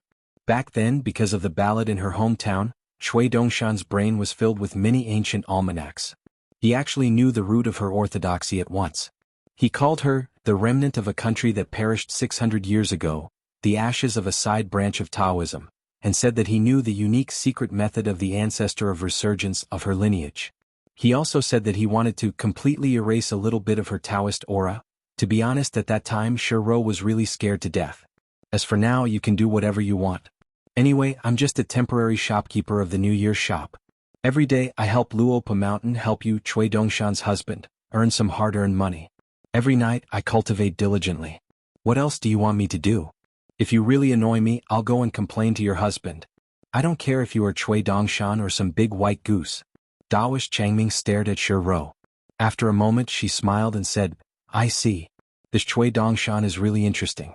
Secretly doing good things, without leaving a name? If he isn't the direct disciple of the Mountain Master and is a completely trustworthy person, then it's really worrying. Changming smiled and said, "It seems that I've misunderstood you. I won't say anything about Sister Shiro not taking it to heart. However, you can take it to heart, but it's best that I don't find out that you take it to heart. Otherwise, it'll make things difficult for me." Shiro's lips trembled. She was afraid and aggrieved. She said timidly, "Sister Changming, don't scare me. It wasn't easy to have a close friend. Why did it suddenly become like this?" Changming sighed. "I'll help you write a letter. First, I'll ask for Immortal Master Chui's opinion. If it's feasible, we'll catch a big fish. If it's not suitable to act rashly and alert the enemy, we'll put it aside for the time being." At this point, Changming stretched out a finger. A golden light suddenly pressed between Shiro's eyebrows. Changming smiled and asked, "Third Chief, what do you think?" Shiro fainted on the spot. Her whole body was surrounded by 7 colors. Outside the door, a head popped out first. After looking around for a while, a young man in white strode over the threshold. He clapped his hands lightly and said with a bright smile, "Sister Changming, you have good thoughts, good skills, and good courage. My master is the most virtuous person to meet." Changming frowned and said, "Since both sides already know, may I ask Immortal Master Chui why you've been observing Sect Master Lu from afar until now?" Chui Dongshan leaned on the counter and craned his neck to look at Shiro, who was lying behind the counter. With his back facing Shiro, he snapped his fingers and Shiro actually jumped up high before falling heavily onto the ground. He smiled and said, "Don't worry, there's one good thing about Sect Leader Lu. When it comes to big matters, he's always willing to accept his losses. As for small matters, he really disdains to scheme. At most, when he's bored, he'll occasionally take a look at the scenery of Riding Dragon Alley. Every time he executes the ability of Mountain View and River View, he'll cross 2 worlds. Although he doesn't see much, he expends a lot. This in itself is a kind of gift to Shiro." Chui Dongshan leaned on the counter with his feet off the ground. He turned his head and smiled. "What's more, Sister Changming probably doesn't know. Once Sect Master Lu is bored, I'll have a lot to talk about. On Miss Shiro, every time I reach a higher level, I'll add a secret restriction that has never been heard of before. Other than some old bastard, unless Lu Chen comes here to observe Shiro, he won't notice anything. In short, I know everything that Sect Master Lu has seen. Some of the things that he has seen are things that I deliberately want him to know. Maybe I'm saying it like this, but Sister Changming, you must believe in my master's judgment in selecting students." Chui Dongshan turned his body and floated to the ground. He faced Changming and said with a smile, "I swear to heaven and earth." Changming shook her head and said, "Even if Sect Master Lu is trapped in a scheme, he'll still be able to predict your scheme after a few times." Chui Dongshan nodded vigorously, "And then? After all, we're separated by a whole world. Even if his real body came here, he was suppressed to the Ascendant Realm back then. Plus, he's just a master of mountains and rivers, so he should be in the Immortal Realm. If he calculates with me again, can he beat me?" Chui Dongshan shook his head vigorously, "I really can't." Only then did Changming nod his head lightly. However, he said, "I will tell Master about this matter in full detail." Chui Dongshan bowed and said, "With teacher's help, half of the burden on my shoulders has been lifted." Changming was a little helpless. Changming suddenly asked, "Did you predict that I would test Shiro today?" Chui Dongshan raised his hands. His snow-white sleeves were too big. They covered his face and were blown away. He put down one hand and patted his chest vigorously. "I swear to heaven and earth, it's all based on luck." Changming was silent. Chui Dongshan pointed to his head and said with emotion, "It's not all about luck. After all, you're not Li Huai. How can I ignore you in Luopa Mountain? Don't blame Wei Pai for tipping me off. Except for Wei Shanjun, you didn't find all the spies I placed here in the town, so I'm just scheming against you." Speaking of this, the young man in white began to shake his head and said carelessly, "I won't say anything like, Sister Changming, please don't mind me." "But you can mind, but you'd better not let me find out that you mind, or you'll make things difficult for me." Changming couldn't help laughing. But she was more relieved. An unpolished jade stage cultivator was actually able to completely conceal himself and stay by his side? No wonder he dared to say that he was scheming against Lu Chen. Chui Dongshan jumped backward and landed behind the counter. He put his feet together and stepped on Shiro's face. He shook her a few times and shouted, "Wake up! As a female ghost, I can tolerate it if you sleep during the day and don't earn money. But it's late at night, why don't you come out and scare people?" Changming stretched out her fingers and rubbed her eyebrows. This Chui Dongshan, was he also a scoundrel in front of her master? Chui Dongshan squatted down. Soon there was the sound of a slap. Then it should be the sound of Ro waking up and bumping into the counter in fright. It seemed that Ro, this young man in white, was really scared to the bone.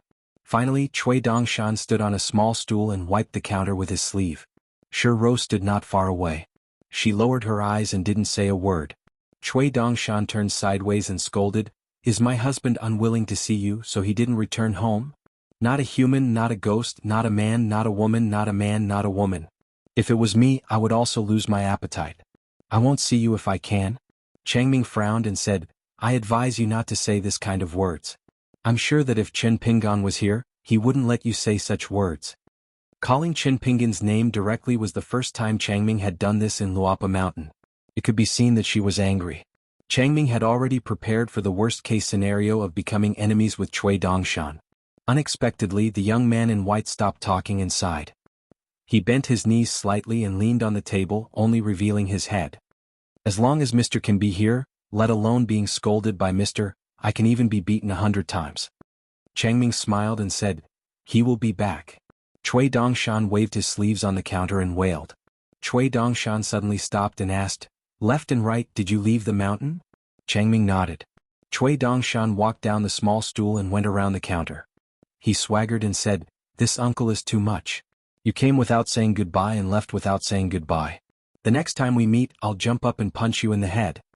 Looking at the young man in white who swaggered out of the shop, Changming frowned more and more. It was normal for a cultivator to be sick in the head, but it was rare for someone to be so sick. Chui Dongshan suddenly poked his head out of the door.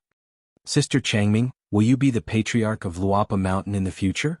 Changming smiled and said, "You don't have the final say." Chui Dongshan said, "You don't know, but Sir is the most partial to me. Pei Qian Qinglang and the others added together are not as good as me." Changming smiled and said, "Please go away." Chui Dongshan said, "Then I'll really go away?" Changming stretched out a hand. Chui Dongshan laughed and left. He turned sideways in the dragon riding alley, his big sleeves fluttering, which was very beautiful. He went away as he said. He came to Luapa Mountain because Chui Dongshan didn't go through the gate, but climbed up. Therefore Xiaomi, who was eating melon seeds, was shocked. Looking at the head on the cliff, the little girl was stunned for a long time. Zhou ran over, squatted down and looked down. "Big white goose, where's Pei Qian? Why didn't he go home with you? Don't you often play together?" Chui Dongshan climbed up the cliff. Zhou also stood up and handed a handful of melon seeds to the big white goose. Then she laughed and said, "I'm not bragging, but I was just shocked when I saw you just now." Chui Dongshan said with a smile, "Xiaomi, you've grown taller."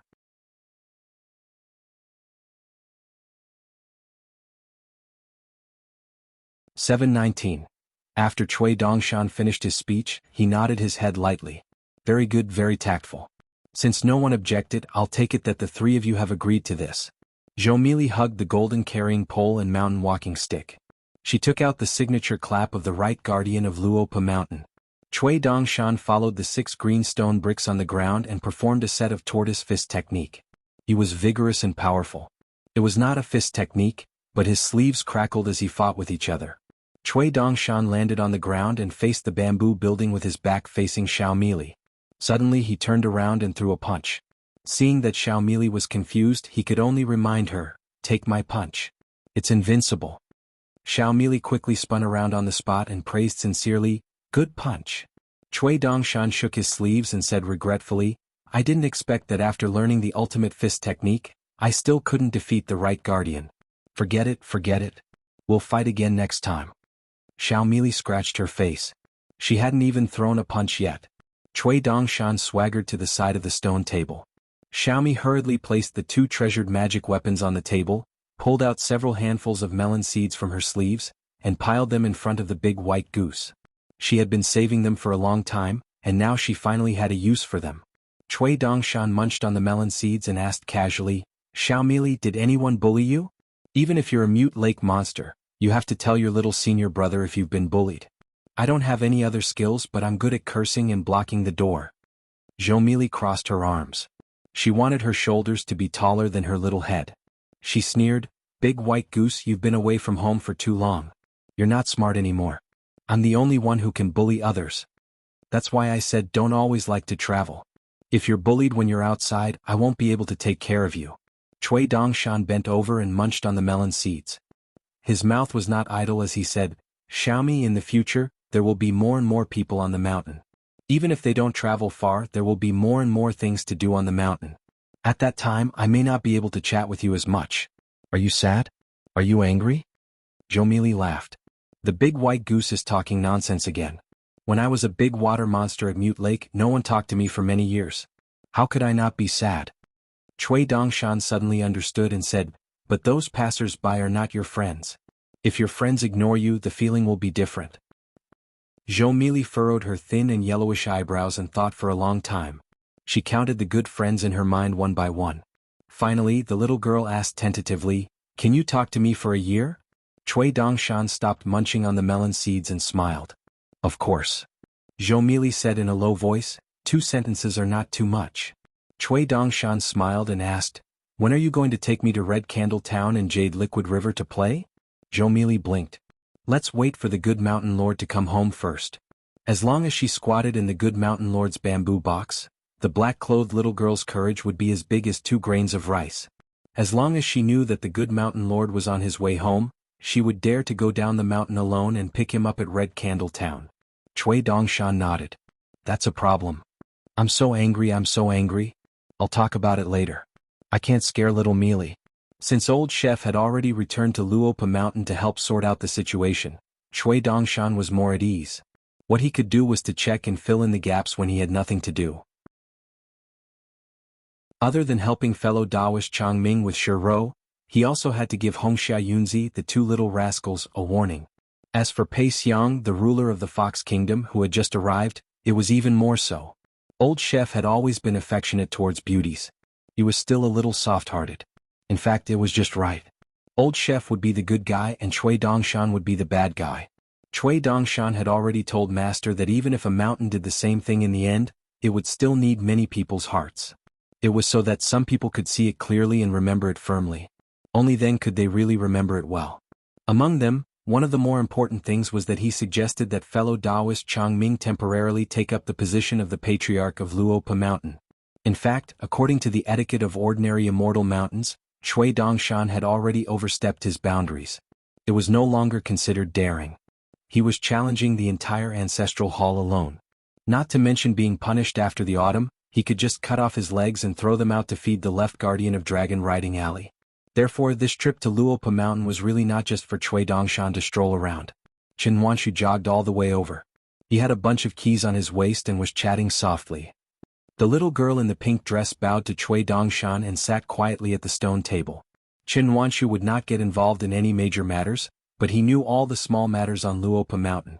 Cui Dongshan told Chen Wanshu about Chen Lingjuan's situation on the river in the North Continent. It was not that he was lazy, but he had encountered a big accident. Chen Lingjun had become familiar with a new friend. He was loyal and was willing to sacrifice himself. In the end, for the sake of his good brother who had seriously chopped off a chicken's head and burned yellow paper, the 2 brothers really enjoyed blessings and suffered misfortune together. They were both detained by the Thunder God residents of the Baby Mountain, the westernmost mountain of Jifeng. The Dragon Palace Grotto Heaven in the central part of Jifeng had sent 2 letters to plead for mercy for Chen Lingjun, but they had failed to get the Thunder God residents to release him. They were really angry. The losses to the sect were not great, but they had lost too much face. Who would dig out more than half of the words on the golden plaque at the entrance of the Thunder God residence? Even if you're King crazy, you should know what you're doing, right? Even if you wanted to steal it, you could have just stolen the plaque as well. You could have recovered it in one piece and rehung it on the plaque. But those 2 fellows only took away the 2 golden words, divine residence. In the end, after the culprit was caught, the other party's reason was, I took away all 3 words because I was afraid that you would beat me to death. I just left a few words.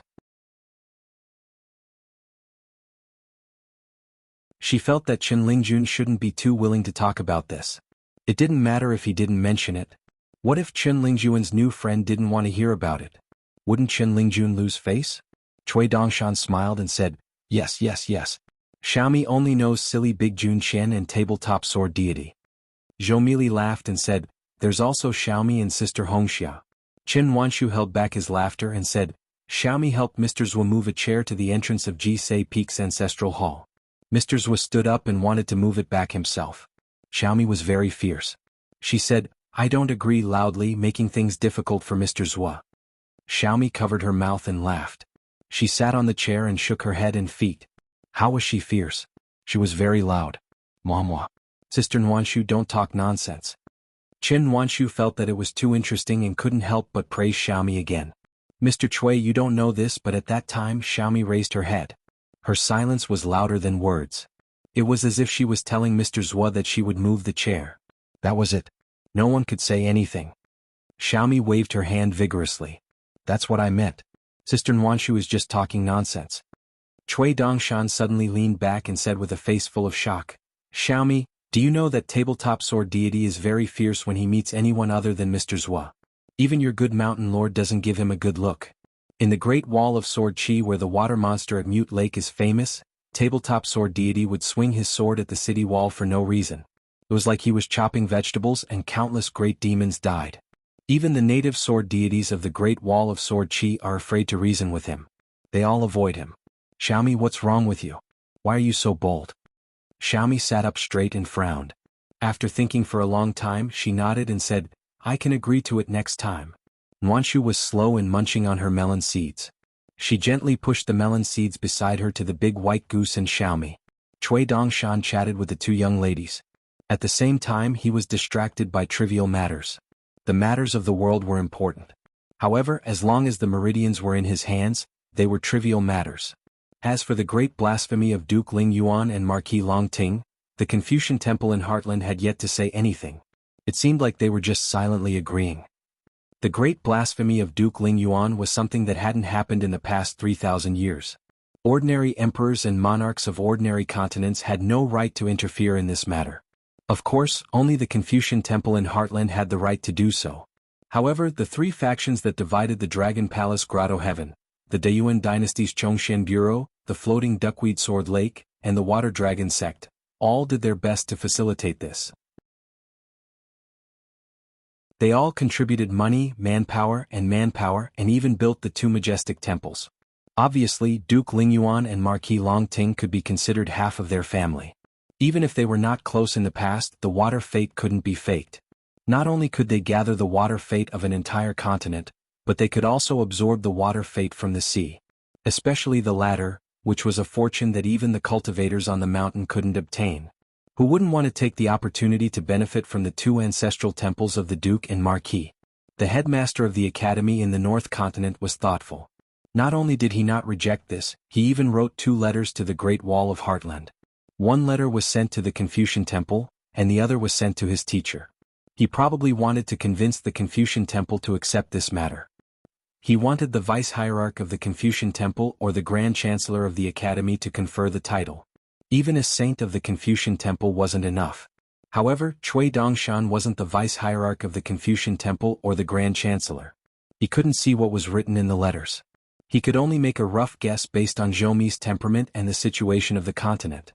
In fact, it was the Aquarius Temple that forced the Confucian temple in Heartland to agree to the connection between the North Continent and the Aquarius Continent. So what if they didn't admit it? The Aquarius Continent's Chi crossing was handled by the old man from the Book Lake. The old monk in chicken soup and Mr. Fan of the Shang clan watched the ceremony from the side. Li Lu, who had secretly returned to the Aquarius Continent, and Ruan Xiu, who looked at Li Lu across the water, were also present. Heavenly Lord Qing Tong of the Yang family's medicine shop asked Ruan Xiu to bring a plaque and Li Lu a couplet as a gift for the Great Wall of Blasphemy Ancestral Temple. Temple of Blasphemy Ancestral Temple. Like a spring breeze, a gentleman inherits the past and opens up a way for the future. Being calm and proud, a sage saves the world and helps the people. Literature brings peace to the world. The plaque and couplet were made of words, as if they were written by Qi Duogong himself. There was a blank plaque in the Great Wall of Blasphemy Ancestral Temple, as if it was waiting for someone to write. It might write, spring in the world. It might write, my heart is bright. Who knew? Cui Dongshan lay on the melon seed shells on the table, feeling bored. Why isn't Sword Immortal me here to catch up with him? We are good friends. I'm very busy. I have to cherish my time. So what if you are a Sword Immortal in the unpolished Jade Realm? Do you think you can look down on a useless friend who is only 1 realm higher than you? Miyu, who was dressed in a green robe, walked to the edge of the cliff. His smile seemed unnatural. Miyu was really afraid of Great Sword Immortal Zhua. To be precise, he was in awe of him. As for the white-robed young man in front of him, who was handsome when he didn't speak, but had a screw loose when he spoke, Miyu was really annoyed. Back then, on the city walls of his hometown, he was leisurely lying in a drunken stupor. He didn't provoke anyone, did he? In the end, this guy passed by and set a trap for him. This caused Zhuozhuo to attack a native sword cultivator for the first time. Miyu got half the jackpot. After all, Zhuozhuo didn't really attack him.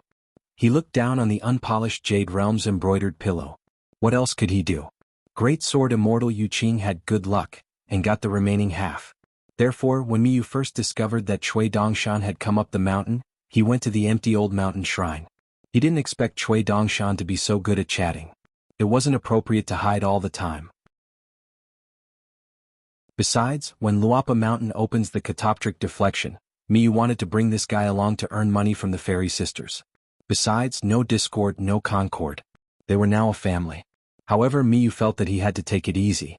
Lin Junbai was such a smart person, but she had been tricked so badly by Cui Dongshan after a few rounds of chess. Miyu was a bad chess player, so it was best to be careful. Qin Wanshu tugged at Zhou Mili's sleeve. Zhou Mili suddenly had an idea.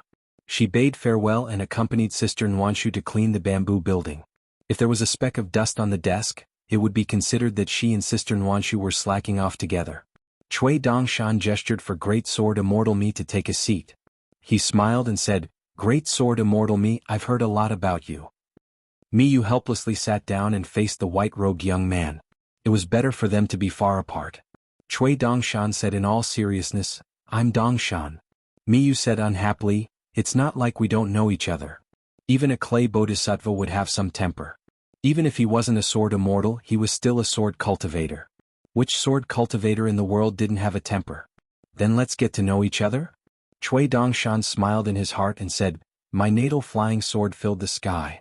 Before ascending to the upper 5 realms, in the lower 5 realms, he secretly went out of the city to fight 6 times. In the middle 5 realms, especially when he was a nascent soul sword cultivator, he was the most ruthless. Among sword cultivators in the same realm, his battle achievements were ranked second. He was the most willing to risk his life because this place was hostile to the demon race. His realm wasn't too high. Even if he was in a desperate situation, his brother Miyu could save him. After ascending to the unpolished Jade Realm, Miyu's fighting style suddenly changed. He became timid and cowardly, becoming a joke in his hometown. The truth was that once Miyu was in a desperate situation, he would only cause his brother to die first. Even if Miyu died later than his brother, he would most likely die in the next battle. Or he would learn from sword immortals like Tao Wen and Zhou Cheng. He would suffer for the rest of his life and live a life worse than death. Miyu clenched his fists under the table. His face was ashen. Cui Dongshan rested his chin on one hand and fiddled with the melon seeds with the other. He said, "My master didn't tell me that." Miyu sneered and said, "Master Hidden Official definitely wouldn't be so bored." Cui Dongshan's head shook. He switched to his other hand and rested his chin on it. "That's right. I'm rather bored. That's why I poured wine on the wound in someone's heart." Miyu said, "If you don't like me, just say it." Cui Dongshan shook his head and said, "It's the exact opposite. I don't dare to say that in my heart, Miyu is a hero who has been wronged by others." A big knot in the heart that is difficult to settle. As long as someone says it a few times by the side, it will inevitably be a little more relaxed. Cui Dongshan said 3 sentences in a row. In fact, Miyu already knew Cui Dongshan's original intention after listening to the first sentence, so he didn't feel so upset anymore. He even felt that the second sentence was quite reasonable. As a result, the third sentence made Miyu furious again. He couldn't help but scold in a low voice, "F***ck off, you bastard. I'm not as narrow-minded as you think." Cui Dongshan smiled and said, "Really?" Miyu sighed, "I will pay attention to this in case." Cui Dongshan nodded and said, "The child can be taught." Miyu glanced at the white-clothed youth. "Have you always been so good at disgusting people?" After asking this question, Miyu immediately answered his own question. He said, as expected of the hidden official student, "You don't learn good things, only bad things."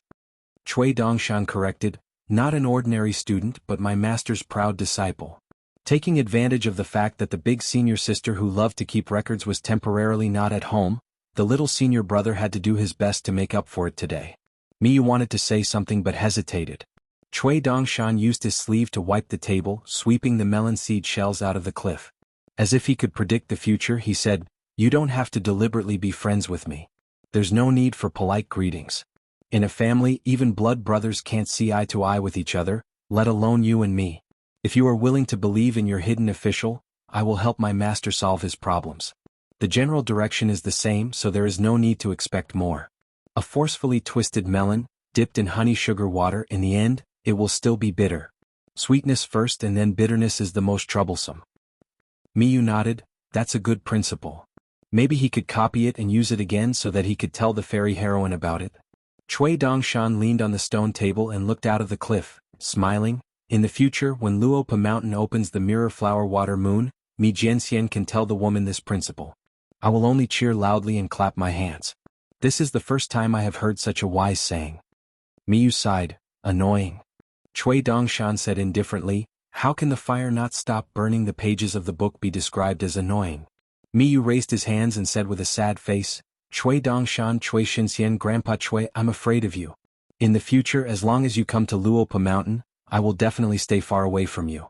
I will not bother you. Chui Dongshan raised his hand, his wrist did not move, but his palm gently shook. He smiled and said, Mi Jianxian, don't be like this. I only have one good grandson, Kai Jingshan. I will be annoyed if I have more. On the second floor of the bamboo building, Chen Wanshu breathed a sigh of relief. It seemed that the two had reconciled. Xiaomi also finally relaxed her tightly knitted brows. Good. Yumi did not fight with the big white goose. If that happened, it would be difficult to stop them. Xiaomi landed on the ground and asked softly, Big Sister Nwanshu, why did they fight? Chen Nwanshu rubbed Xiaomi's head and said gently, Mr. Chui and Mr. Yu are both adults. They both have their own worries. It's better to talk about it than not. You can't always keep it in your heart. Xiaomi nodded vigorously. Then her eyes lit up. She coughed and asked, Big Sister Nwanshu, let me ask you an extremely difficult riddle. It was not taught to me by the good mountain chieftain. I thought of it myself. Chen Nwanshu was curious and nodded, ask away. Xiaomi held her stomach and laughed. Oh my, it was too funny. The black-clothed girl had to squat on the ground to stop her stomach from hurting. It seemed that the riddle made her very happy. Nwanshu squatted down and waited for Xiaomi to stop laughing before asking what the riddle was. Zhou sat on the ground. Just as she was about to speak, she could not help but hold her stomach again. Nwanshu said helplessly, then I'll get busy first. Zhou made a gesture of qi sinking into her dantian. Then she quickly said, what's good to keep it in and bad to not keep it in? Then the girl started rolling on the ground. Nwanshu rubbed her head. She knew the answer, but she said she had to think about it first. A few years ago, when Pei Qian was practicing his martial arts, it was rare that he could rest for 2 days and did not need to go to the second floor. This was the only time Zhou did not go early in the morning to be Pei Qian's door guard. Pei Qian felt it was too strange, so he went to check on the slacking right guardian of Luopa Mountain. In the end, when Nwanshu opened the door, the two of them saw that on Xiaomi's bed, the blanket was propped up by Zhou head and hands. It was like a small mountain that was rolled up and tightly covered. When Pei Qian asked the right guardian what she was doing, Zhou said in a muffled voice, open the door first. Pei Qian lifted the blanket, but in the end he and Nwanshu were fuming and quickly ran out of the room. Xiaomi, who had covered her nose early on, was left rolling on the bed laughing. At the stone table by the cliff, the two of them were silent. Chui Dongshan suddenly said, if you choose to act on impulse and destroy the Jade Liquid River Temple, there won't be any Xiaomi left on Luopa Mountain today. Miyu shook his head. I'm not an idiot. Master Hidden Official has always said that when in Rome, do as the Romans do. I know what's important and what's important. Chui Dongshan turned his head. Miyu said, fine, I'm an idiot. Chui Dongshan stood up and walked around half of the stone table. He lightly patted Miyu's shoulder. Miyu, thanks. Miyu asked, what are you thanking me for? Chui Dongshan did not give an answer. The white-clothed youth held his hands in his sleeves. His entire person was like a white cloud, looking out at the drifting white clouds. The white-clothed youth of the past, the young Chui Dong of the past, had once followed the old scholar to paper by Blessed Land. After the Blessed Land was occupied by the family, it continued to expand. Paper by Blessed Land could be said to be the strangest first-class blessed land in the world. There was no limit to how big the world was. Every family cultivator could pick up a brush and write about things. As long as it was not deleted in the end, it could help the blessed land continue to expand. Chui Dongshan had seen a few big books in the blessed land. There were stories about the immortals on the mountain and also about the Jianghu sections. He did not approve of them. He said that the immortals on the mountain and the Jianghu sects were somewhat lacking. The people's hearts did not change much. Those experts did not argue with Chui Dong anymore. Other than the title of the first disciple of the literary sage, he was just a nameless junior. What did he know? But Chui Dong did not stop while he was ahead. At that time, the young man who had not yet revealed his outstanding talent said something even more disgraceful and ruthless that slapped people's faces. I have always felt that language itself is always a cage. The words of the world are the life and death of the family. Because the boundaries of language constructed by words are the invisible boundaries of our thoughts. If one does not transcend this, it is difficult to prove the great Tao. At that time, only the old patriarch nodded lightly and looked at the young Chui Dong with a gaze of admiration. The old scholar grinned until his mouth was as big as half a dustpan, but he could be considered honest and did not say anything. The old patriarch looked at him from the corner of his eyes and did not nod his head. After that, Chui Dong's reputation rose and he did not disappoint the title of the first disciple of the literary sage. After that, Chui Dong's name shook the world and his brilliant performance was only one of the 3 splendid matters. Finally, his reputation fell into disarray. Everyone in the world knew about this, but most of them forgot about one thing. In the past, Chui Dong was in the literary sage's lineage, and frequently taught on behalf of his master. Chui Dongshan had always been looking towards the south at the center of the Aquarius continent. That talent was always Chui Dong. Regardless of whether or not he was considered the first disciple of the literary sage, he would always be the embroidered tiger Chui Dong of the 3 splendid matters, the Dali imperial tutor who was not willing to add flowers to the splendor of the world. I'm not. Chui Dongshan laughed and muttered. I am just Chui Dongshan, the innocent and pure young man Dongshan. Tomorrow will always belong to the young man. Note 2, there will be young men every year and I will always be one of them. In truth, Chui Dongshan had thought of not being one of them, but Chui Dong did not agree in the past, and even gave Chui Dongshan a reason that he could not reject. Chui Dong was like that. When he seriously calculated, he would always include himself. Miyu did not seek trouble for himself, and only sat at the side, and did not take the initiative to speak to the white-clothed young man. Chui Dongshan gently exhaled, and gently pushed the white clouds away. When immortals boast, clouds gather and disperse. Then he turned and shouted to the black-clothed young lady on the second floor, Xiaomili, I will go down the mountain first, get the old chef to cook a table full of delicious food. Xiaomili immediately asked, How delicious? Chui Dongshan imitated Xiaomili and wrapped his arms around his chest and frowned. Xiaomili waved her hand, Master, you are too childish. Go go go, remember to come back early. If you are late, remember to walk to the mountain gate. I will wait for you there. Chui Dongshan nodded his head and walked backwards. He leaned back and fell into the cliff. After his figure disappeared, he suddenly rose up, his entire body spinning in circles, like an immortal flying in the wind. Xiaomili sighed. The big white goose was truly childish. Miyu squinted his eyes and looked over. Good fellow, seems like he is heading straight for the Jade Liquid River Deity Temple? Then Miyu sighed heavily and was extremely angry. You should have brought me along. Chui Dongshan had indeed gone to the Jade Liquid River, but not to the Water Deity Temple. Instead, he used a camouflage technique to hide his figure, and when he was above the Jade Liquid River, he fell headfirst into the river, and then paddled all the way to the entrance of the Water Mansion.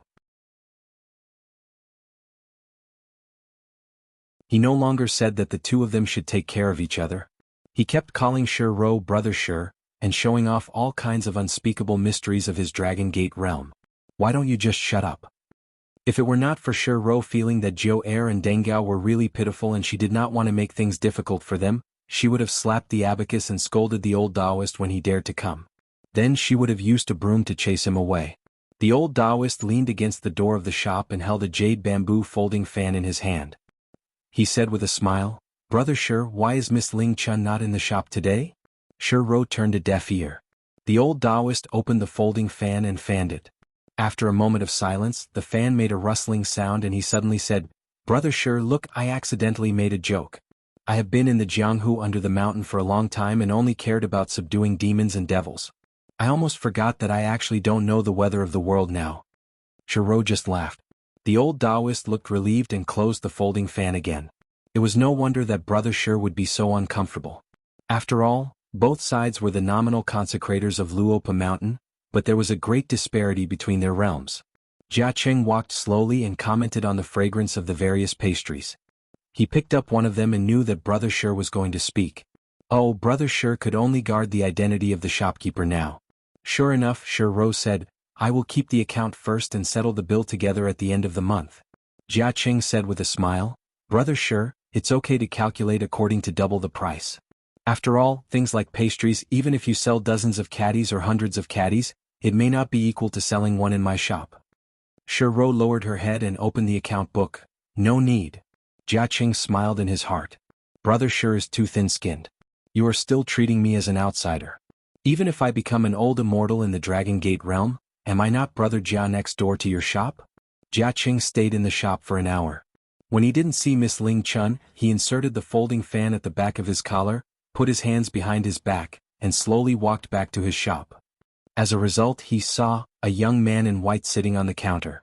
Jia Qing didn't hesitate at all. The old Taoist reached out and put the folding fan on his waist. At the same time, he quickly stepped forward, bowed, and shouted in surprise, Immortal Master Cui. Cui Dongshan didn't pay attention to him. He just let Tianjuer, who was looking after the shop, go to the shop next door to eat some pastries. The bill was on shopkeeper Shi's head, so there was no need to be polite. Otherwise, Cui Dongshan would be angry with shopkeeper Shi. As for Tianjuer's senior brother Zhao Denggao, he went to the Dragon Spring Sword sect to find the eldest disciple of Ruan Tong, Donggu. Both sides hit it off, and Zhao Denggao often asked the latter for advice on cultivation. Master Jia Qing, who had always been difficult to talk to, seemed to be more enthusiastic than his disciple on this matter. It was as if he was the one who really cultivated. In private, he kept persuading Zhao Denggao, saying that he shouldn't be shy and should visit there often. Immortal Dong was an earth immortal. No matter how stupid he was, he could still come back with some immortal aura. As for the business of the shop, his junior sister could take care of it alone. As soon as Tianjur left the shop, Cui Dongshan sat on the counter and looked at the skinny old man who was wearing a very loose Taoist robe.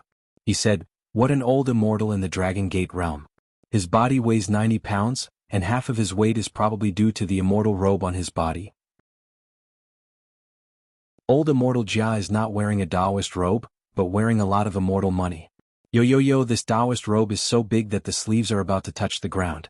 Why, did you go to the dragon riding alley to sweep the floor? Jia Cheng's forehead was full of sweat. He laughed dryly and said, Immortal Master Cui, you must be joking. The old Taoist was not stupid. Over the years, he had been in the shop in the small town, in Prefecture City, or in the mountains. As long as he heard a rumor, regardless of whether it was groundless or not, the old Taoist would turn it over and over again and think about it. He thought about the good things in a small way and the bad things in a big way. He was careful and thought about it again and again. This was the foundation of the old Taoist's ability to survive in the pugilistic world. As for Mr. Cui's sarcastic remarks, it was very good. The cool summer breeze felt even cooler. Jia Qing did not feel embarrassed at all. If his face fell to the ground, he would not even care to pick it up from the ground. It was not difficult to bend his back. Spending a little money and casually eating a few pieces of pastries from the shop next door would be enough to make up for it. Unexpectedly, Miss Ling Chun did not appear earlier or later. At this moment, she was standing in front of the door of her Chaotu shop. One of her shoulders was leaning against the door, and her hands were hidden behind her sleeves as she smiled. It was so bitter. When this Jia Qing was really just the old Taoist Jia Qing, Cui Dongshan was too lazy to talk nonsense. He tapped the counter with his finger and went straight to the point. Do you know how hard it is to get a registered consecrator of Luopa Mountain? Of course the old Taoist knew. When the ancestral hall of Luopa Mountain was built, even Lord Wei Shan came to observe the ceremony. Besides, so what if the old Taoist was blind about the matter between the young mountain lord and Lady Ruan? I was not blinded by lard. I knew it clearly. Cui Dongshan, who had just made a trip to the Jade Liquid River God residence, said slowly, You have taken in a good disciple. It is not very generous of you to cherish your own things. You are not a consecrator of Luopa Mountain. Cui Dongshan suddenly slapped the counter, scaring the old Taoist so much that he immediately shrank his neck and bowed his head even more.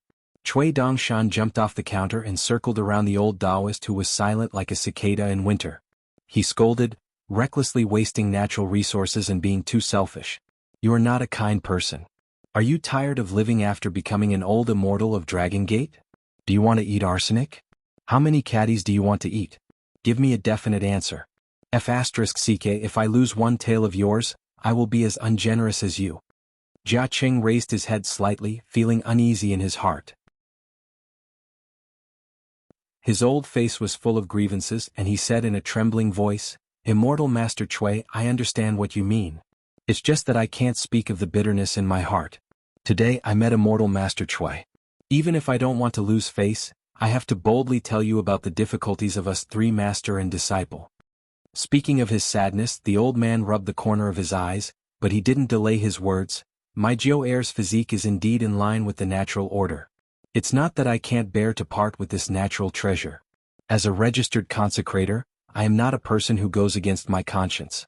I am grateful to Luopa Mountain and Mountain Master. I only hate that I don't have a memorial tablet at home and offer incense every day. It's not because of our Mountain Master's good fortune. I have reached the Dragon Gate realm in Yellow Lake Mountain, so I should do something good for Luopa Mountain. It's just that I wandered around in my early years, killing demons and subduing demons. My heart is still hard. It's just that my cultivation is insignificant and my ability is not good enough. I have become a joke to Immortal Master Chui. How can I not know the benefits of my disciple Jiao Heir's blood? I'm just afraid that this move will hurt others. If the Mountain Master Chui finds out, I would have let Jiao Heir do this long ago.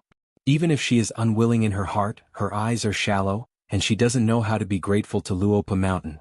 As her teacher, not only do I want her to give me a few caddies of Talisman Spring, but I also want to teach her the principles of how to conduct herself. No matter how much I love my two disciples, I am willing to give birth to a filial son under the rod. Of course, Jia Qing was talking nonsense. It was pure nonsense. Not only did he flatter himself, but he also wanted to splash dirty water on his disciple Tian Jiao Heir. The Dragon Gate realm's old immortal, Jia Qing, was actually speaking the truth. He was afraid that Luopa Mountain's Mountain Master Qin Pingan would feel that this move was hurtful. Wouldn't that be a huge loss? Jia Qing's eyes were blind, but his heart was not. He knew that Luopa Mountain's bottom line was to have a conscience and be a human. The rest of the tricks and tricks would not make him lose this immortal rice bowl of Luopa Mountain's honorary consecrator. In fact, until now, the shrewd old Taoist still did not understand why the young mountain master would choose them and let them, who were used to living in the open, have the honor of eating rice bowls in Luopa Mountain. Cui Dongshan pulled the old Taoist's sleeve and took away the jade bamboo folding fan that was given to the old Taoist. He gently opened it and walked in a circle while fanning the breeze. Immortal Master Chui did not speak. The old Taoist used all his strength to finish his words from the bottom of his heart. He really did not have the courage and brain to speak more. Cui Dongshan said, From today onwards, let Jiao Heir accumulate the Talisman Spring regularly. It will be of great use in the future. Just remember not to hurt Jiao Heir's Tao. The old Taoist pecked at the rice and cupped his fists. I will follow Immortal Master Chui's decree. Not only will I help Mr. Chui accumulate the Talisman Spring, but I will also miss Jiao Heir. How can I bear to part with her? After all, she is my own daughter. This Jia Qing's cultivation was vague, but his words were not vague. In fact, it was because Jia Qing was too shrewd that Luopa Mountain noticed some of the old Taoist's unwise choices. Those two disciples were really miserable to have a master like him. He often beat and scolded them. He could say all kinds of unpleasant words. When he beat his disciples, he did not lose to killing demons for money. However, there were some things that Jia Qing did not do as an immortal master on the mountain. Cui Dongshan walked to the edge of a grain-sunning field. He lowered his head and said with a smile, Changming, I'll answer all your questions. The longevity Taoist didn't take the patriarch discipline too seriously. He asked, You're wearing this uncommon skin bag so that one day you'll have a chance to eat the GQ from Mud Bottle Alley? Wangzhu? Cui Dongshan grunted. However, that was the worst outcome. Now it was the best outcome. Cui Dongshan was born to deal with flood dragons. Now, in the Cloud Forest Deer Academy, the Huangting country's old flood dragon who was the deputy mountain leader had already experienced it. However, Cui Dongshan really wanted to win. From the beginning, it was the last true dragon in the world of Lizhu Grotto Heaven, Lizhu. If he couldn't help her, she wouldn't become a talent. Then let me Cui Dongshan do it personally. If the situation wasn't right, Cui Dongshan would be ruthless. Not only that, Wang Zhu, the other 5 little things, the Huangting country's old flood dragon, his 2 useless children, and Li Jin in Red Candle Town under the Yellow Lake, plus some leftover opportunities and remnants in Gushu's territory, I'll eat them all. Changming said, now it's a burden. It'll be difficult to reach the Ascendant Realm. Old Mr. Yang definitely won't open the Ascension platform just for you. Cui Dongshan shook his head, the world scheme is taboo. Changming nodded, I'm overthinking. Cui Dongshan held the back of his head with both hands and moved again.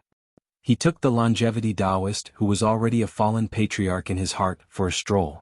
Changming thought of the straw shop in Fuquan. He smiled and said, it's not a good habit to reap without sowing. After a long time it'll be easy. Cui Dongshan said, if you don't pay you won't cherish. The more you pay the more you care.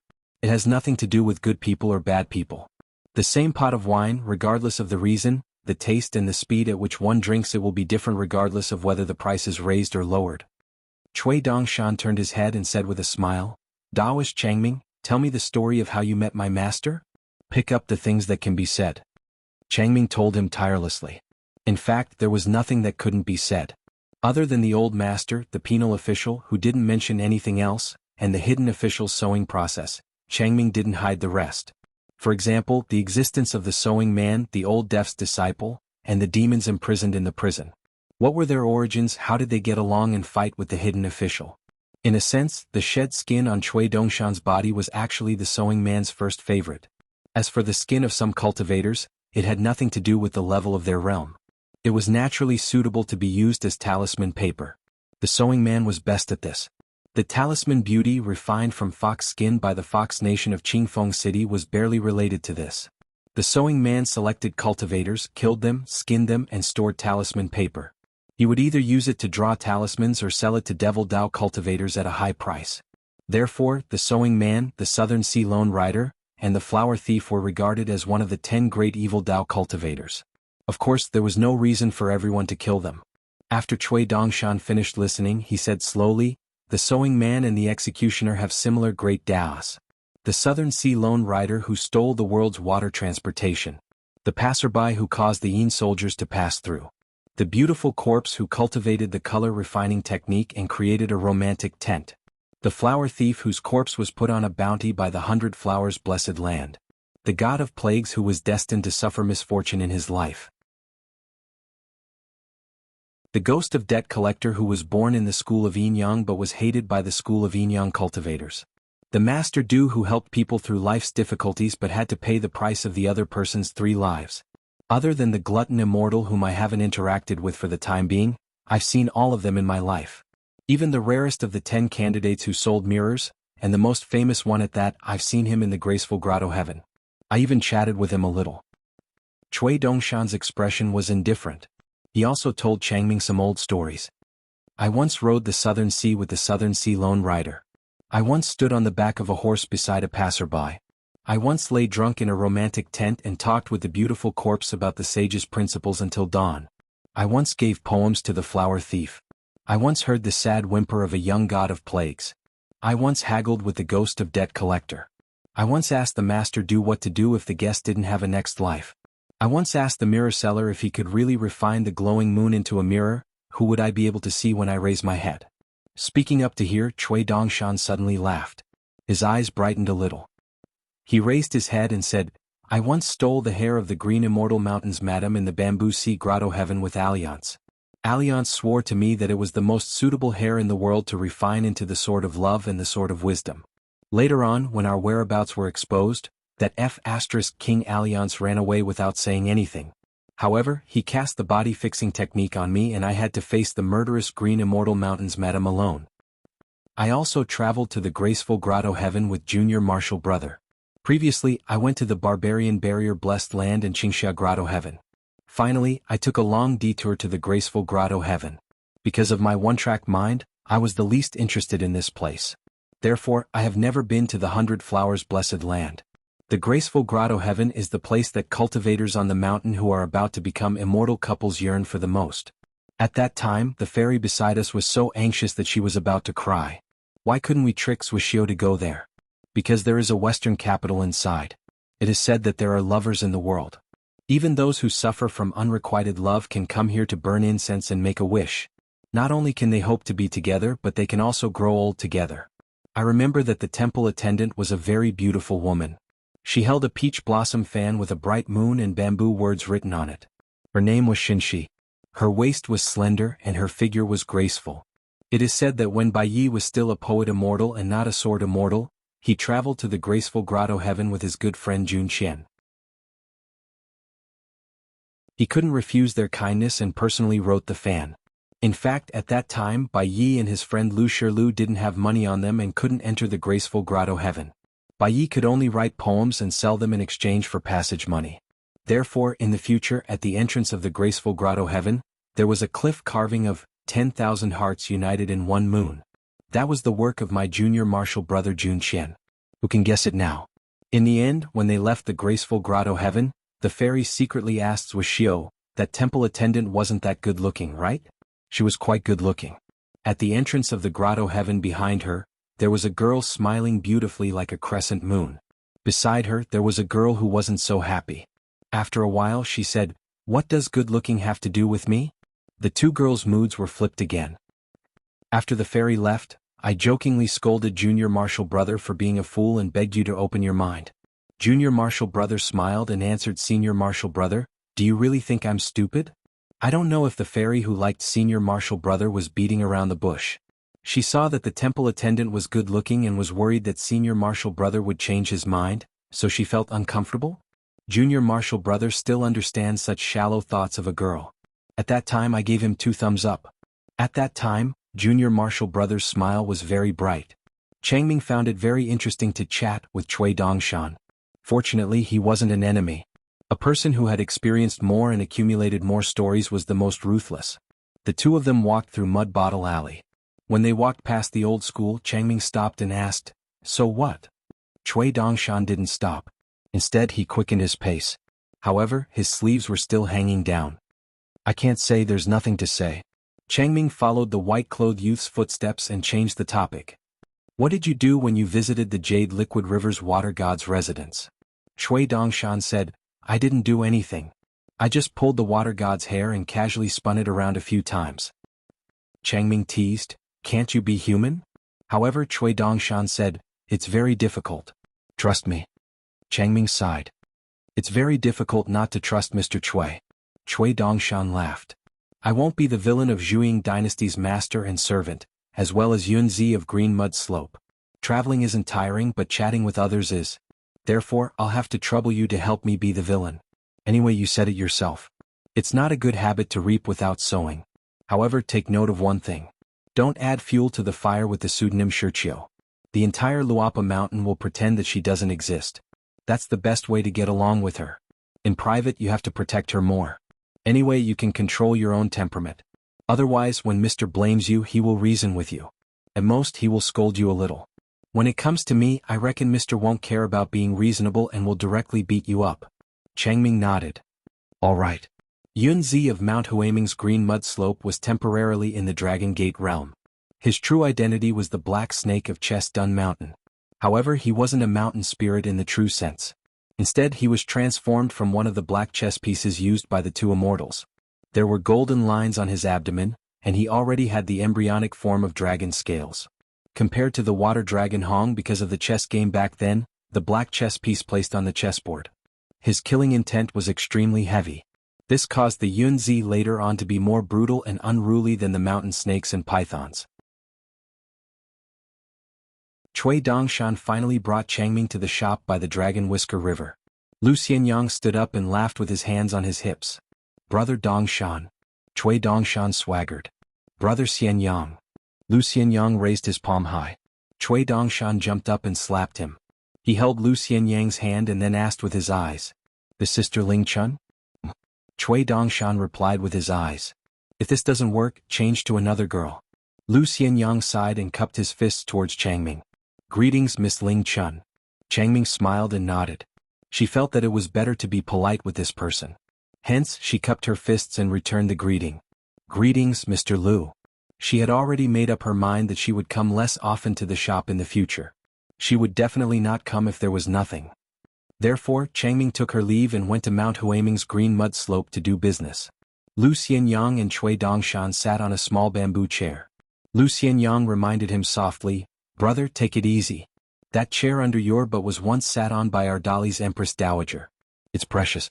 If you fall down, Can you afford to compensate for it? Cui Dongshan raised his eyebrows and looked at Lu Xianyang's bamboo chair. He smiled but didn't say anything.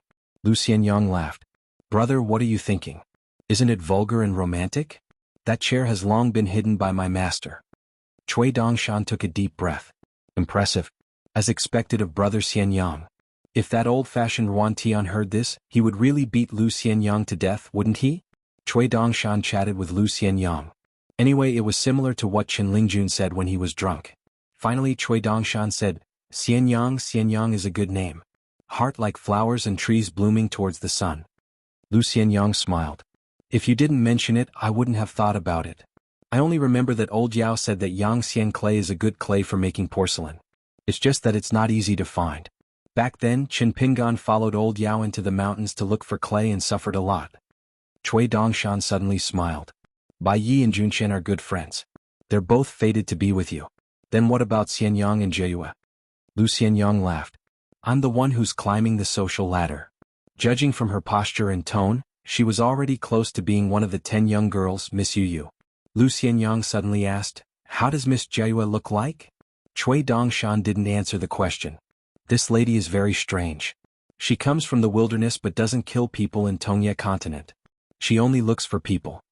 Lu Xianyang slapped his knee and said, good lady, she's really a good lady. Isn't her brother Xianyang sitting here? What's there to look for? He quickly turned around and handed over a handful of melon seeds. Brother Cui, have some melon seeds.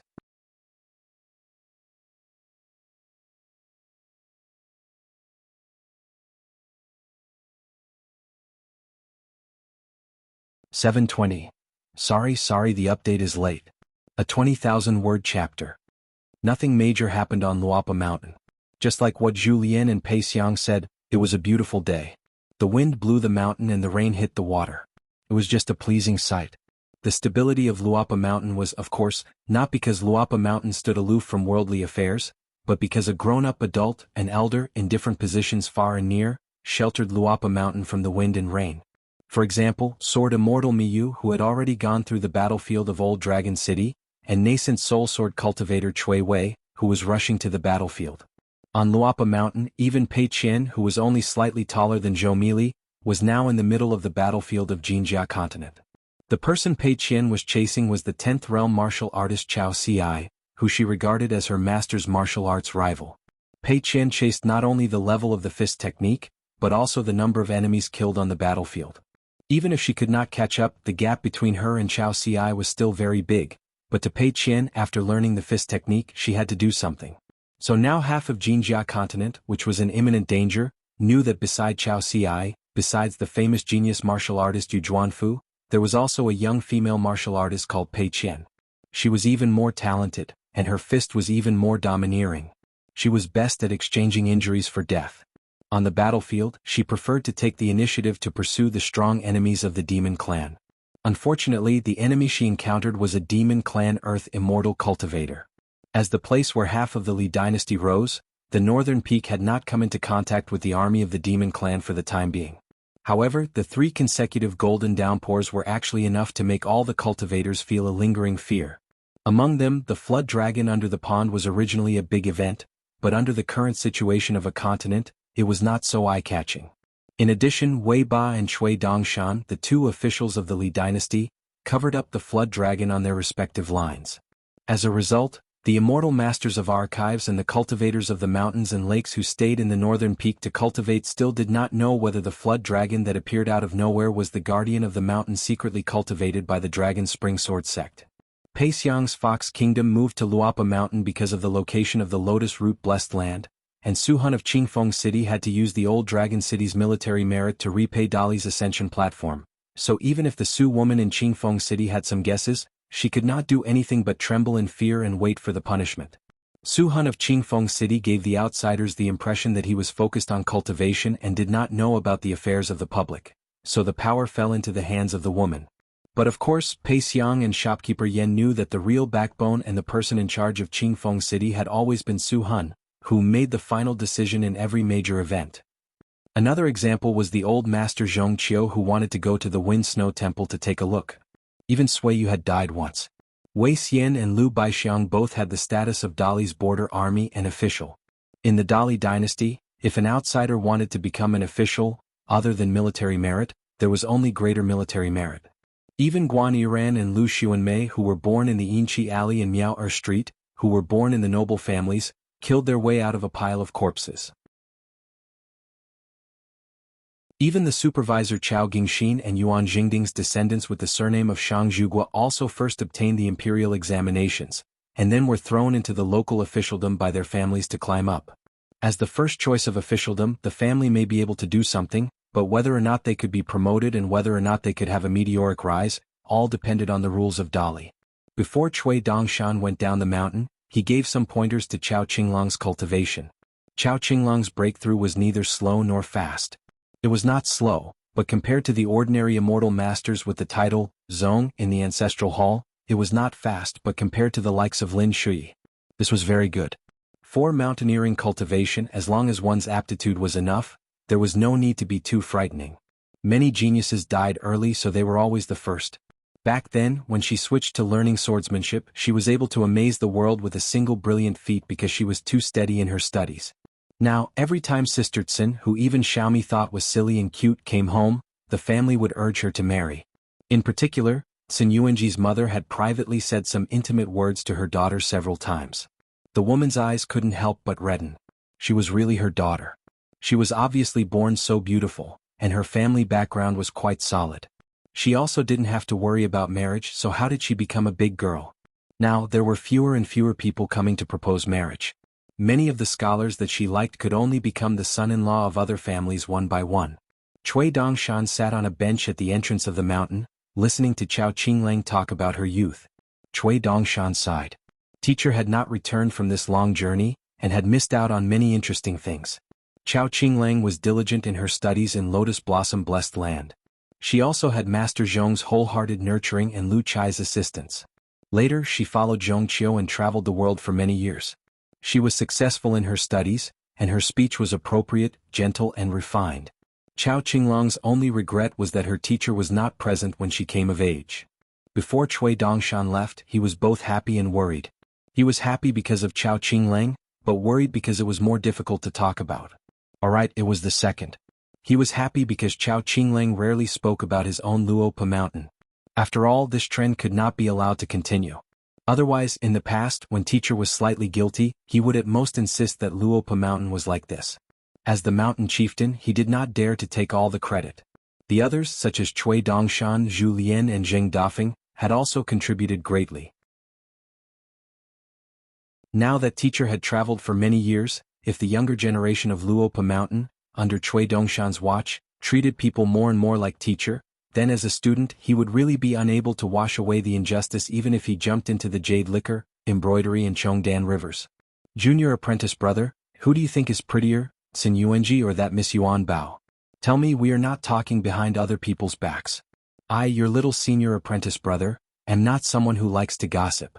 The two of us are just having a heart-to-heart chat. If you don't tell me, then it means that I have a guilty conscience. Then I will have to openly be suspicious. Miss Tsin's looks are better. When it comes to practicing martial arts, she has no distractions. It is the same whether or not there is anyone else around. It is not easy. On the other hand, Miss Yuan Bao has a tenacious temperament. Once she has decided on something, she is extremely persistent. They are both good girls. However, senior apprentice brother, let me say this first. I'm just speaking from the bottom of my heart. You must not think too much. I think that Miss Tsin seems to be diligent in learning martial arts, but she is slightly lacking in dexterity. Perhaps she needs to have a greater ambition in her heart. It would be better to practice martial arts. For example, so what if she is a female martial artist? So what if she is at a disadvantage compared to cultivators? She wants to make all the male masters bow down and admit defeat after she punches. As for Miss Yuan, she is quick-witted and intelligent. It would be better if teacher Lu taught her to be magnanimous and have more empathy. Senior apprentice brother, these are my shallow insights. It is fine if you have heard them. Is that all? Otherwise, do you know who Miss Yuan Bao likes? How can I know about this kind of thing? Besides, it is not good to make wild guesses. Cui Dongshan did not say much. Yuan Bao liked Chao Qinglang, just like how Yuan Lai liked Tsin Yuanji. Her elder sister was full of Jianghu aura and showed off her abilities. However, she secretly admired a scholar who she did not often meet. This made other girls not dare to like him too much. In fact, Yuan Bao did many seemingly unruly things and pretended to be childish. Why was that? Since she was too embarrassed to talk to him face to face, she could only let him listen in on her many conversations. Her younger brother liked to flip through the books of sages and liked to be a scholar even more. He even secretly hid a few books on imperial examinations. However, he liked Sun Yuanji, who was infatuated with martial arts. He liked her so much that it was as if there were two bright moons on Luapa Mountain, one on the mountain and one in his heart. Cui Dongshan believed that he was too smart and too ruthless. He was good at dealing with many bad things and solving accidents. Therefore, he did not dare to touch these beautiful things. He was afraid that if he was too strong, it would shatter and be difficult to recover. After all, the human heart was not the moon in the water. The moon would always come and the water would always be there. It was easy for people to grow old and their hearts change. It was difficult for the human heart to remain young. It's okay. I'll leave it to you. As long as he returned home this time, it would not be easy for him to go out and return. Luapa Mountain would have hundreds and thousands of years of good time. The direct disciples would be passed down, and there would be more and more chairs in the ancestral hall. Luapa Mountain and its vassal mountains would be full of people coming and going everywhere. There would be more and more disciples. The mountain and river pedigree of Luapa Mountain would become thicker and thicker. Then it would pile up into a box. Even the teacher who liked to remember everyone and everything would not be able to take care of it. He would definitely see some young faces that he could not recognize when he went out one day. In the early years, Chen Lingjun, who only focused on cultivation for 2 punches, would become one of the mountain guardians in the eyes of the future young people of Luapa Mountain. It was unimaginable that the ancestral master Chen Lingjun would wander around the gate at the foot of Puyun Mountain just for a friend's loyalty and Jianghu friendship. In the end, he would be rejected and returned to Luapa Mountain dejectedly. In the early years, Shui Jiaohong Xia, who did not even dare to come to Luapa Mountain, would become an unattainable yellow-robed female immortal, in the eyes of the future disciples of Luapa Mountain. They would feel that their ancestral master Hong Xia was really good at water techniques. Even that warm tree might not have the chance to be busy with those trivial matters every day. Maybe even a handful of melon seeds in Xiaomi's pocket would become more valuable than Guyu money in the eyes of the cultivators of Luapa Mountain. There would definitely be a day in the future when every disciple of Luapa Mountain would talk about their ancestral master's invincible fist technique and the #1 swordsmanship. They would admire their old mountain master Chen and make friends all over the world. They would be close friends with some ancestral masters and brothers with some sect masters. When the young people in the future travel down the mountain or walk the Jianghu, most of them would like to talk to their own friends about when and where their ancestral master had done something magnificent. Then, the rules and principles set by the young mountain master of Luapa Mountain would become more and more important. And Cui Dongshan wanted to ensure that these things in the future would become a vein that was nailed to the board. The mountains stretched and the rivers spread, the roads of the mountains and rivers were already there. The future disciples of Luapa Mountain only needed to walk on the road, and it would be better if there was someone who could open up a new path. It was just that in this process, there would definitely be all kinds of mistakes, all kinds of people's hearts would scatter and many big and small unhappiness. There would need to be someone to preach, someone to protect, someone to correct mistakes and someone to correct mistakes. It was definitely not something that Mr. could do alone. So the reason that Cui Dong gave to Cui Dongshan, the reason why he persuaded Cui Dongshan not to let his emotions affect his decisions, had nothing to do with outsiders. It was just a matter between Cui Dong and Cui Dongshan. You feel that you are Cui Dongshan and no longer Cui Dong, that's fine. I, Cui Dong, have already made the Dali dynasty and the Aquarius continent become a big one, then you, Cui Dongshan, will make Luapa Mountain the next big one in the human world.